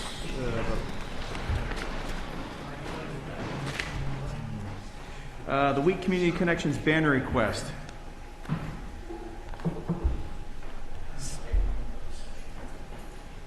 Sandy Baldy from Week Community Connections is requesting permission to hang a banner on town-owned property at 350 High Street, Jean's Auto, to advertise their Feed a Family Thanksgiving campaign from November 2nd to November 16th, 2020. What is the pleasure of the board? I'll make a motion to approve the request. Second. Motion made and seconded. Any discussion? Just under discussion, could we amend that motion to add that the banner be removed? Yeah. Polish picnic's coming up. We've got to clear space. Yes, of course. So it'll be down hopefully on the 17th. Okay. I'll second the amended motion. Sure. Okay. All those in favor? Aye. Opposed? Thank you. Old and new business. Resident engineer contract award for Water Street. The Community and Economic Development Director is recommending approval of a contract to GCG Associates in the amount of $11,900 to provide resident engineering services for the Water Street Complete Street projects. Mr. Duffy, anything?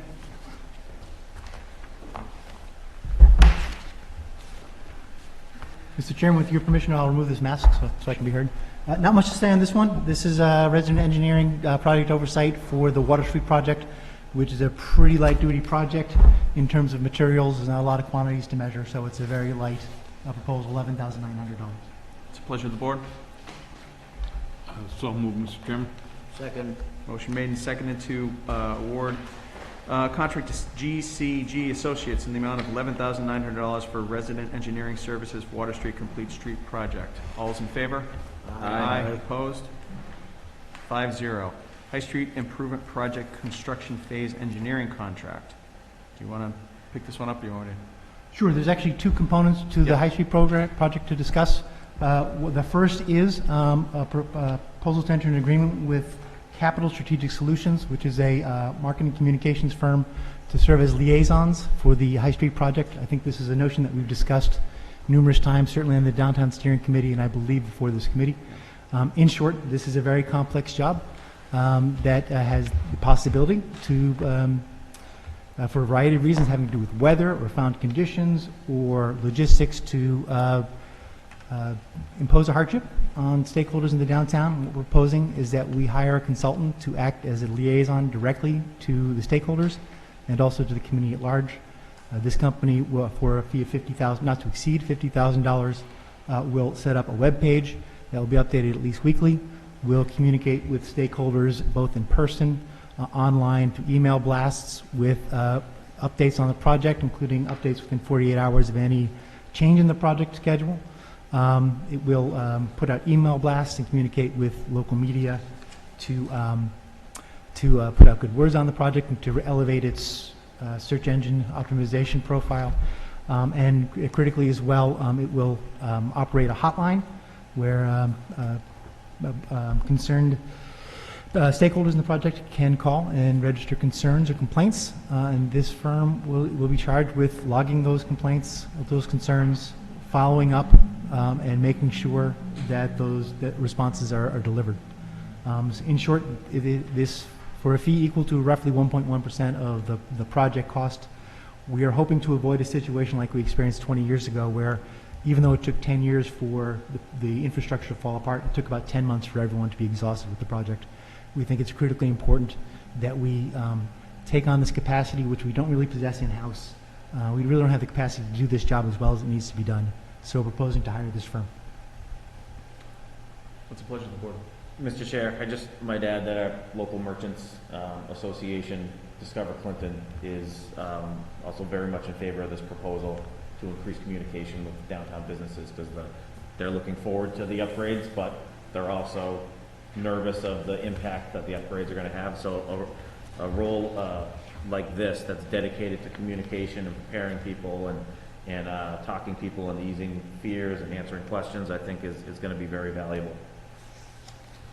Pleasure of the board. I have a question, please. Would it be feasible to also, where you're the face of the economic and community development, for you to also have initial contact with the merchants downtown, just to kind of Yes. Provide some guidance? Oh, absolutely. And in the proposal, for instance, there's kind of a 1 full week of mobilization prior to the start of the job. And during that week, I mean, I know probably 60% of the people downtown anyway, but maybe 80 or 90%. I'll walk this person door to door, and we'll go in and we'll say, you know, we've talked about this. It's really going to happen now. The shovels are going to be hitting the ground soon. This is Mike. He's going to be the person you talk to. Here's Mike's card. And walk through it. Yeah, we'll definitely be involved. But I very much like the idea that this person, while in the employ of the town, will be free to take an adversarial relationship with the people in the town if we're not getting the answers to them quickly enough. So, you know, the idea is to get the information out promptly. And I know I brought this up before, and we discussed how there is going to be disruption.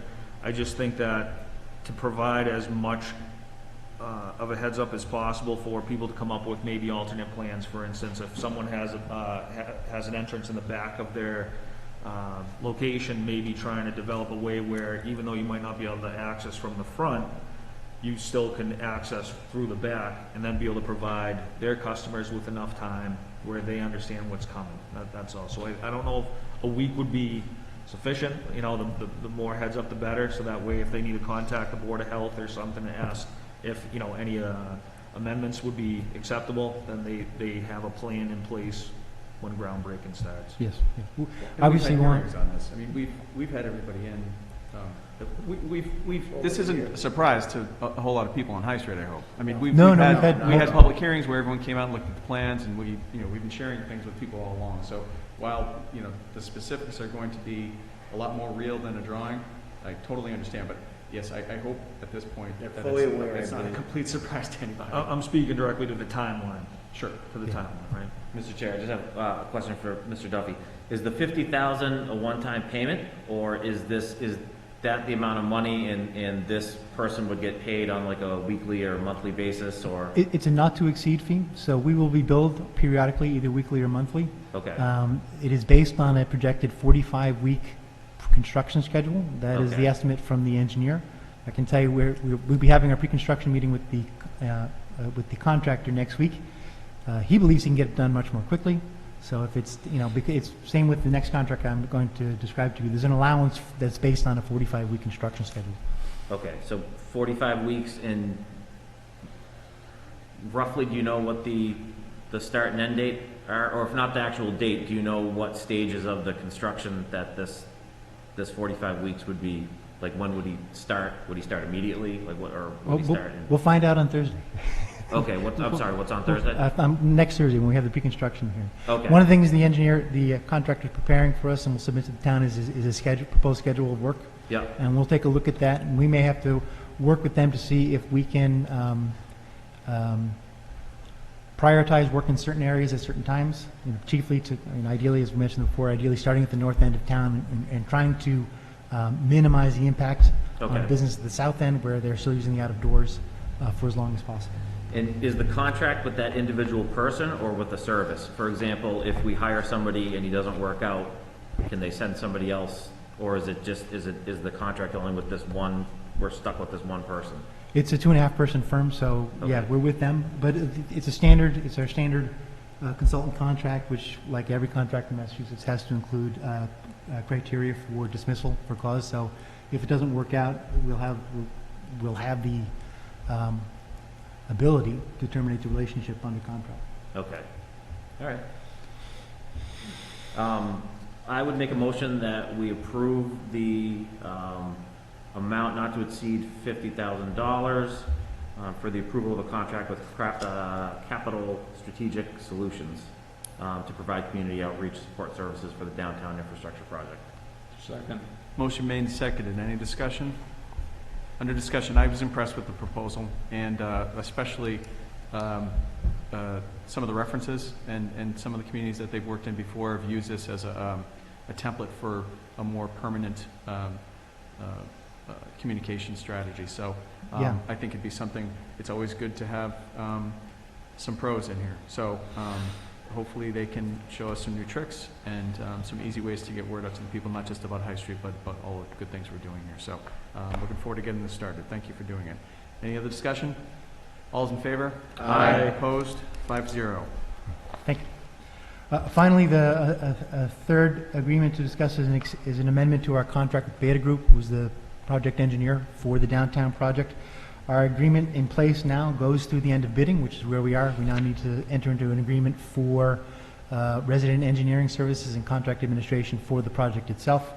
They have made a proposal, again, that proposes, again, a 45-week schedule, 45 weeks of 8 hours a day of resident engineer on site, as well as roughly $45,000 worth of in-office review of RFIs and other items. Proposal is for $287,000 for services to the end of the project. Again, $234,000 of that is on an allowance. If the project goes faster than 45 weeks, it would be less.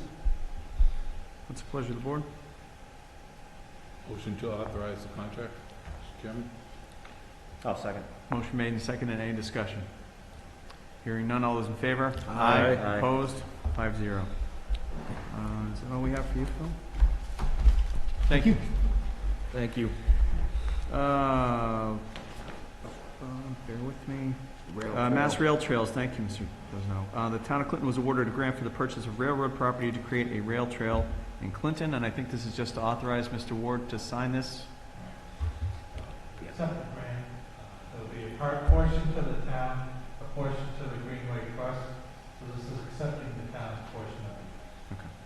I'll make a motion to accept the portion to the town for the Mass Trails Grant Award for the Can rail we trail. just, we'll authorize Michael to do it? Authorize the town administrator. Yeah. I'll second that. So moved. Second. Motion made and seconded. Any discussion? Hearing none. All those in favor? Aye. Opposed? Thank you. Board and commission appointments. I got some, basically, I know we've had a couple letters of interest. Yeah, there was only Conservation a little typo in the packet, but there were two letters. One was an email from a woman expressing interest in the Cultural Council, and then another was a resume from a gentleman who was looking to be appointed to the Conservation Commission. Those are the only two we've had so far from our newspaper advertisement and the website advertisement. That's all that we have so far. So. I received an informal inquiry about the Historical Commission too, so I don't know if something's coming. I urge the person to send an email to either you or me, so would we... Chairman, I make a motion we table the appointments to our next meeting. Second. Motion made and seconded to table. Any discussion? Hearing none. All those in favor? Aye. Marijuana establishments license updates. Town administrator put together a matrix showing the various stages of approval for the marijuana licenses approved by the board to date. Yeah, Mr. Chair, I put in the packet, I just put in the packet a little spreadsheet matrix that I put together about the status of each license. Mr. So I don't know if that's just something the board wants to review, or if it's something that you wanted Hold on a to second. review personally, or if it's something you want to go over in public. So. Hang on 1 second. I'm not able to access my email. Do you have a paper copy of that? I do. Available? Yep. So. You wouldn't have to. You guys. Let me make copies for. We can. I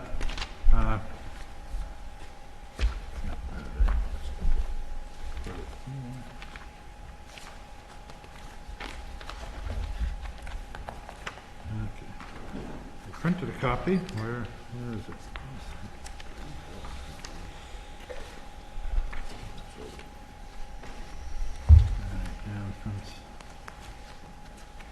Here it is.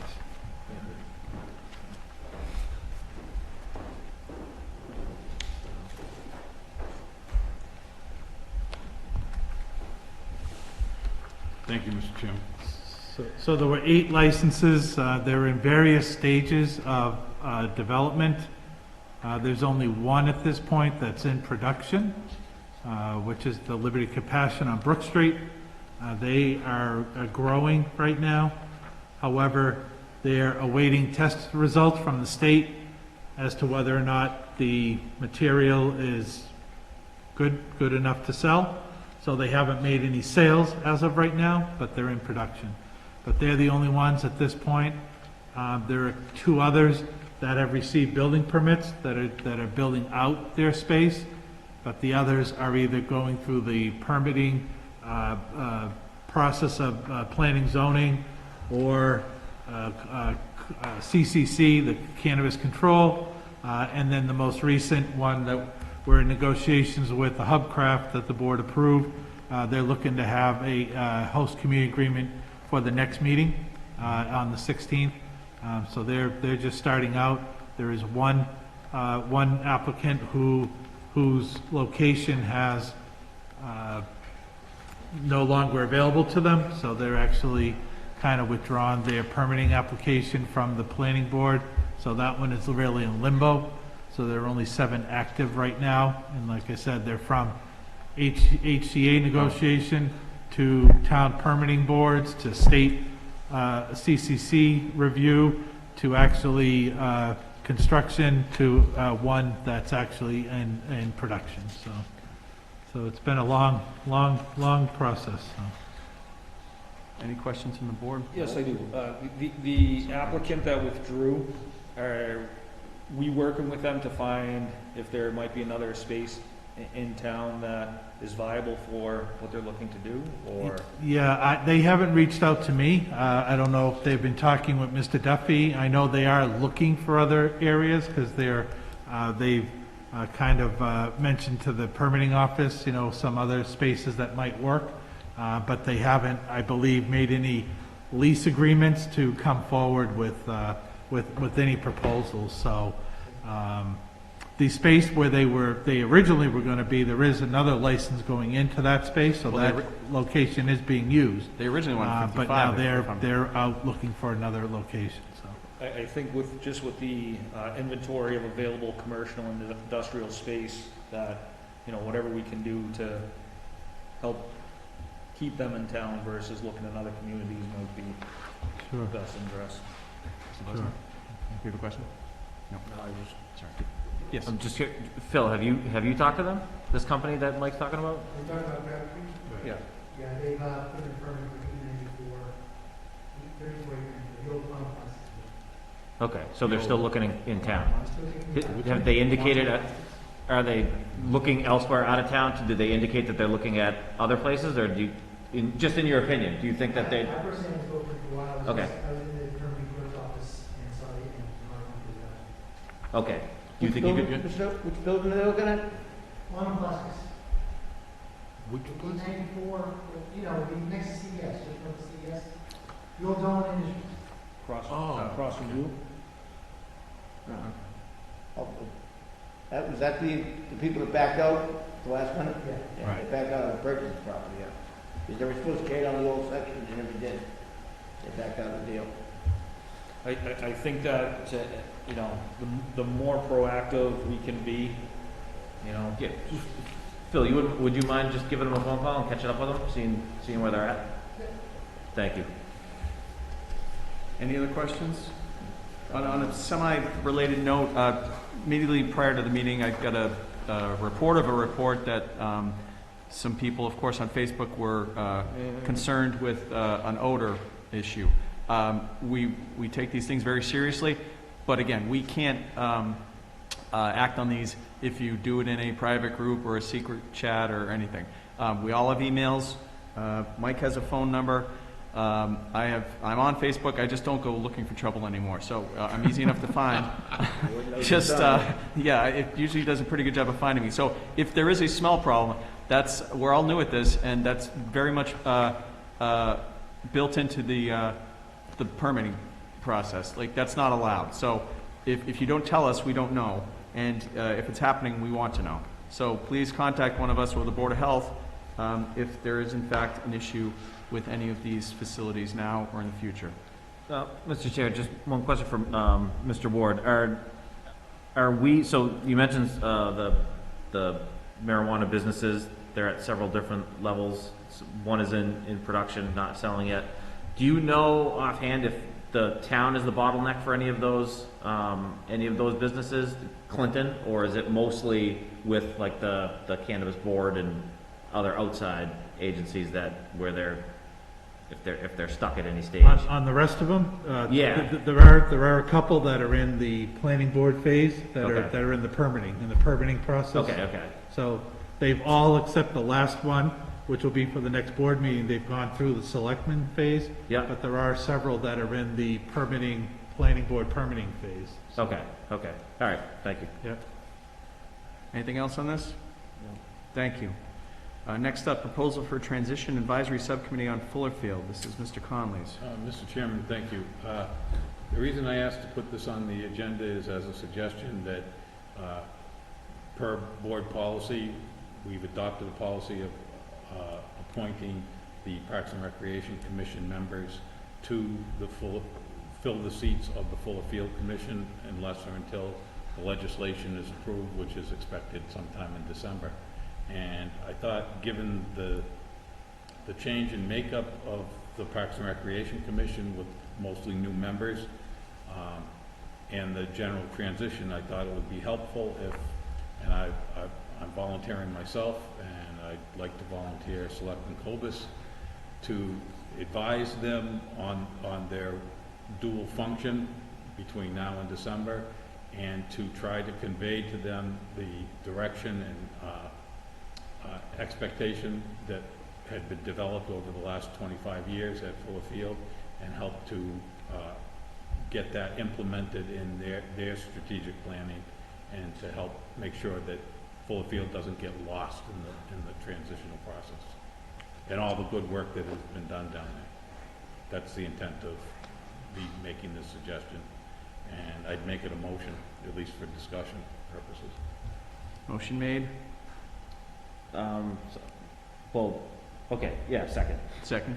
Okay, motion made and seconded. The motion is just the formation of the subcommittee, correct? Yes. We'll be appointing people to subcommittees later. I agree with the idea of you and Matt being on the subcommittee, but. And my intent and my motion is not to make it a general subcommittee open to a lot of participation. This is just for, I see my role is advising them in the technical aspects of functioning as two boards simultaneously, and Matt's role is giving them the background on Fuller Field and how it's been developed and moving forward. It's not and it expires at the time. Sure. Yep. Second. Motion made and seconded. Any discussion? Hearing none. All those in favor? Aye. Aye. Opposed? 5-0. Thank you. This next one, Matt and Ed brought up to me. Matt was first. So this is about initiative to review prior town meeting warrant articles.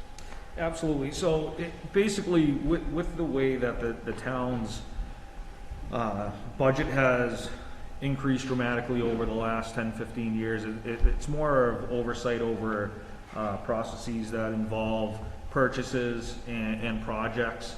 I'm aware of at least one item on there that was approved in 2017 and the project had not been completed to date. So I think it's just an opportunity to look to see, things that might be falling through the cracks, and is that a circumstance of the process? How does it need to evolve? So that way, if a department is requesting money from taxpayers and it's being approved, then the initiative should be carried out within that fiscal year, because otherwise it may be tying up funding that could be going to something else during that time. Yeah, I don't see the harm. I think it's good. It's good to do a quick maintenance check. It's not about blame, it's just about identifying if something, for whatever reason, hasn't been finished. We can just identify it and track it. And if we identify something that for some reason we determine it's something that was requested that's no longer necessary and the money is still available, I mean, maybe that's the potential. Maybe the money could potentially be reallocated at town meeting. I don't know, but I think it's a good idea to go back a couple of years. It's just I don't think it hurts anything, so I'm in favor of it. So it doesn't hurt anything. I just want, and I'd rather Mike confirm this, but if we're talking about warrant articles that were approved and never done, unless the authorizing agency, whoever was delegated that money to do that work, requested that it be carried over, it's no longer available. Am I right in that? Now, if it's a warrant article, it will stay in place until the project is completed. Okay. Or there's a request to close out the article. I mean, if there's small amounts, the town accountant can close out just a balance, say, they bought a vehicle and there was, $35 left in the account, she could close out those accounts. But generally, the account stays open and the money rolls over year to year until the project is complete. So if it's money that's been authorized in an appropriation to an operating budget, can that money be carried over if the board requests it? No, Okay. exactly. No, if it's in the operating budget, that even if it's a capital item in an operating budget, that will close out at June 30th, you're right. But if it's in separate warrant article, separate from the budget, it will stay in place. Thank you. In the timeline I had looked at were just the 4 prior years to this fiscal year. That's all. So, I mean, do we even need a motion or anything for that, or is this just more of a informational? Well, what are you looking to do here? Like, are we looking for a subcommittee or? I mean, would you be interested in working together on it, or? Sounds you like don't, Matt, that's fine. I already have everything put together, so that's fine. Yeah, let Matt roll with it. That's fine. Yeah, I'm approving and supporting it, but Okay. we all have a lot on our plate. And just so I'm clear, so we're looking to, Any dead articles sitting around. okay. Right. Review past town meeting articles. Related to and purchases present of- the report Make to sure the they're board, carried full out. board. Yeah. So- And it's, you know, it's a yes or no. Was it completed? Yes. Was it not completed? No. Very simple. Yeah, I mean, If there's anything you're worried about, cut it to the front of the line, like, you know, if you know something. Listen, no, I mean, when you, I'm just saying, like, the operation has increased significantly, right? So, you know, with that, there also needs to be an evolution of process. look at the Vale Street reconstruction program. I think that's a perfect example. There was money set aside for that. The bids came in high. Nobody knew what to do. The money just sat there forever, useless. And we got together at town meeting and reallocated it to another need that wasn't in the original proposal, but was still kind of in the vein of what the money was supposed to accomplish. So it's, you know, that's. Yep. do we need a motion for this? I don't really think so. Matt's free. You've got free my to do blessing, any Matt. review Matt's right in charge. to Go the with end. God. Review away, Matt. Wattaquatta Kill Road Truck Exclusion Letter Update. Mr. Ward. Just an update to the board that the letter went out. I put a copy of the letter in the board's packet that went out, hopefully kind of highlighting some of the concerns of the board relative to the proposed truck exclusion. That went to the state highway engineer, Mr. Boudreau. We have not gotten any reply from since that. Copies did go to our local Mass Highway office in Worcester, Berlin, Bolton, who are involved in this issue, and also Lancaster, Mr. Conley's suggestion, because traffic will be diverted down their way as well, too. So those letters have been sent out, but we haven't heard back yet. So we did make Lancaster aware of Yeah. the proposal. Okay, thank you. Any questions? Just, do we have any recourse on this? Like, if, I know we've sent letters saying we don't agree, but are there, yeah. Hopefully get It's the probably really a state process. yeah. Yeah, so they could probably make decisions on their own. I would So just be like something we'd have to bring to our state reps' Yeah. attention? Right. Okay. It would probably be a legal recourse. We'd have to probably sue to block it, I guess, you know? Yeah, we keep seeking conjunctive review. I mean, I'm not sure they're gonna go down that path now anyway, but, yeah. But it's just, did we send, I'm sorry. The way it was conveyed to me was that if, without our support, it wasn't likely to go forward, but the state does have the ability to do it, even if nobody wants it. Was I apologize, you may have already said this, was the state rep one of the people that we sent that letter to, where we? Oh, no, I didn't. I could send them. I could send them out to them if you want. Would To make the sense just local to- yeah. legislators. They have any? Yeah. Sure. Yeah, make a motion that we send a letter to our local state representative, the same letter, voicing our concern with the proposed, truck exclusion. I'll second it. Motion made and seconded. Any discussion? Hearing none, all those in favor? Aye. Opposed? Thank you. Thank you. Police reform bill letters update.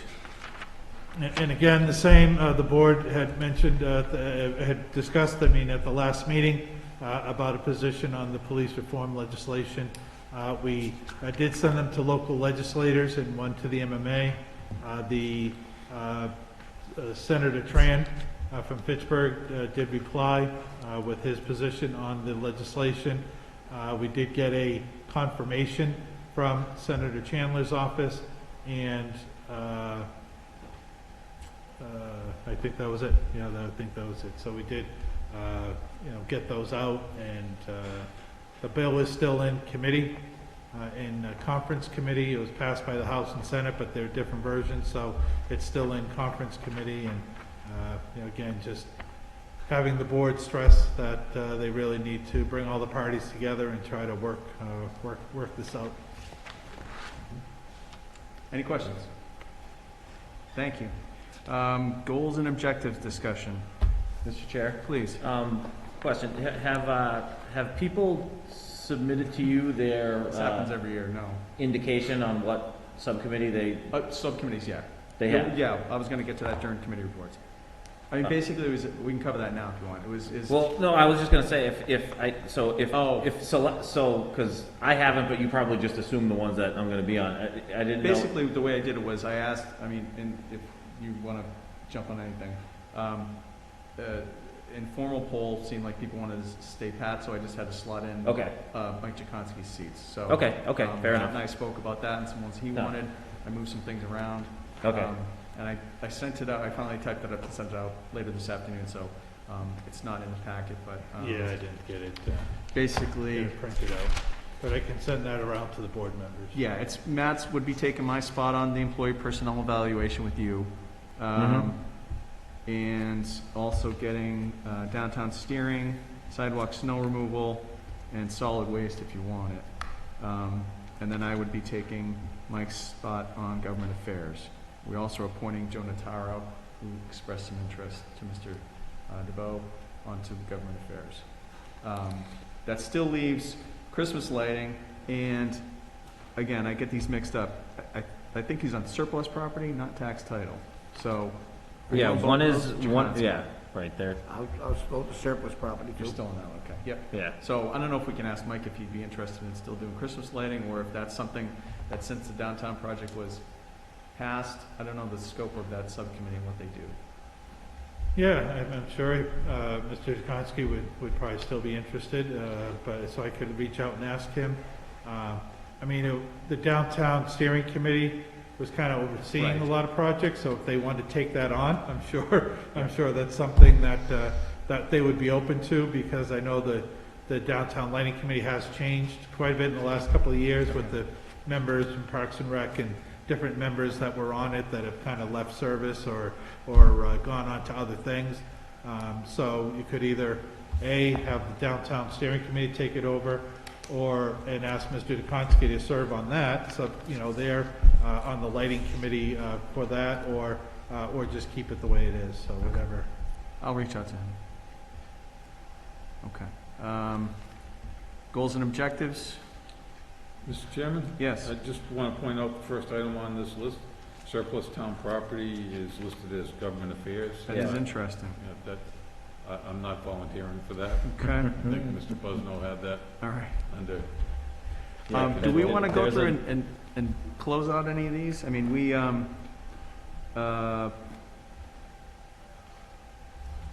some of these are ongoing, of course, but, I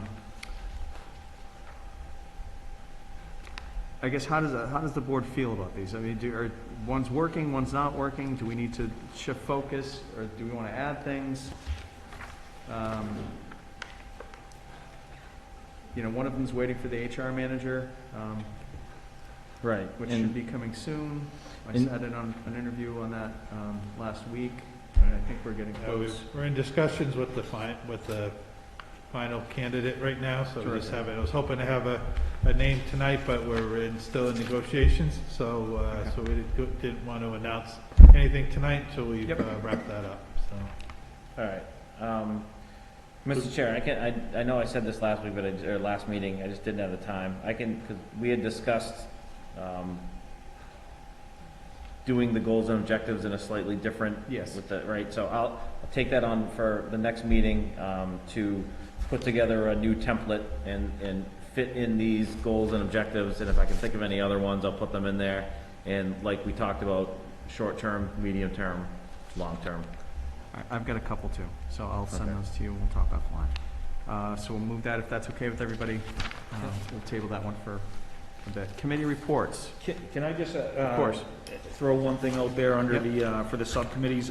When reviewing them, I know that Mr. Ward is on, I counted 8 out of the 15. So I don't know if there's an opportunity to reevaluate the committees that you're participating on, where which ones are vital of your, for your participation, and which ones we may be able to have you step off and then have people be able to report back to you, where it might free you up for something else, right? Like, for instance, like the Christmas lighting subcommittee your name was under. I don't know if you're still on it or not, but I don't know if it makes sense to Take a look look at at it it. or consider. Yeah. We can take a look at it. What committees were you?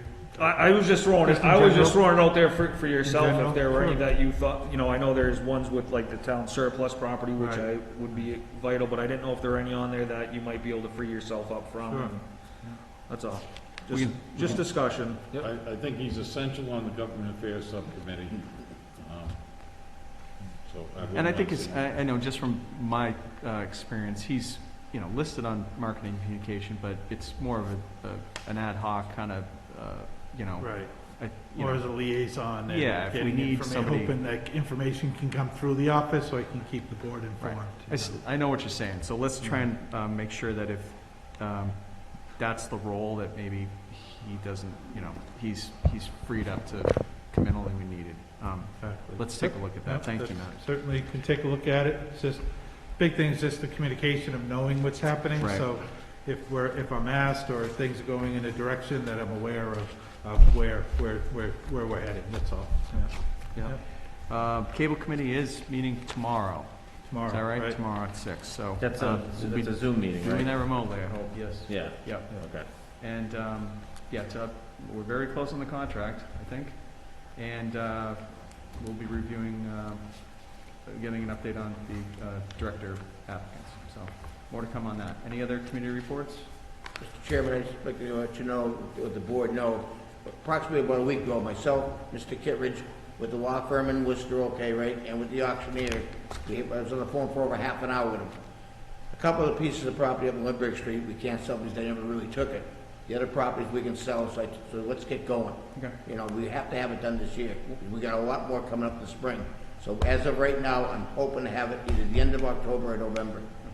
I'll have a complete list. So you'll get us a list? Yes, I will. Thank you. Anything else? I do, I actually just have two small things. So one of them was in discussion with Mr. Gibbons about potentially trying to build out a volunteer policy and program. And I'm willing to do the investigative work and the research work on it and drafting, if the board approves it, and report back. And then if it goes on beyond that, then it's essentially looking at the liability aspect and how it would work. There's a lot of people that like to volunteer in town, and just to make sure that all the bases are covered. I fully support this idea because there is a lot of interest to volunteer, but without any sort of a policy, there a lot of times a little bit of friction, and the conservative approach which I can understand, is to kind of like keep volunteers at bay, because you don't want to be held responsible for any mistakes they make on some of the work that they do. Yep. So I think a good part of this policy is going to be defining like what type of roles we would be open to welcoming volunteer work, and then obviously more technical jobs we wouldn't want volunteer work, we'd want to rely on experts. But I certainly think there's a gray space in there where we can take advantage of people that really do want to help out, and if we can craft a policy that covers ourselves legally too, I think it's going to be a benefit for town. I mean, it's just going to be free work, so I think it's going to be great. So where's the stand? Do we need action tonight, or? I'm ready to get going, so I Yeah, don't know what that no, requires. I don't think no action tonight. Okay. Needed, no. Keep us posted. Yeah. And then, and the last one was the image advisory subcommittee that I was looking to start. I know that there were some people. I think I got one. So I don't know what needs to happen. Sure. To How get many, that. do you want to just get started with, let's, I wasn't sure how many you wanted to start with. So if you want to we can connect offline and just. Okay. Perfect. Yeah, I think I got one email on that, but I'll double check, and I don't know, I think it was the same person, so. All right. Anything else? Next meeting, I've got us, I think, on the 16th. Okay. Does that work? Yep. That gives us. This is first day of school. You're getting How, married. one last thing, reviewing the summer hours, the summer schedule, policy, just because of the time that we were in. I think maybe it needs to be reconsidered whether, we don't meet that frequently over the summer. You mean next summer you want to Next review this? summer, just as a thought process, the reflection. You better start leaning on them now. That's fine by me, because Oh, yeah. Yeah. No, Have at it next summer. Okay. Personally, No I spoilers. I know everyone has vacations and stuff, but if sometimes those marathon meetings that we have when we haven't met for that month are just painful, as we are whatever time it is right now.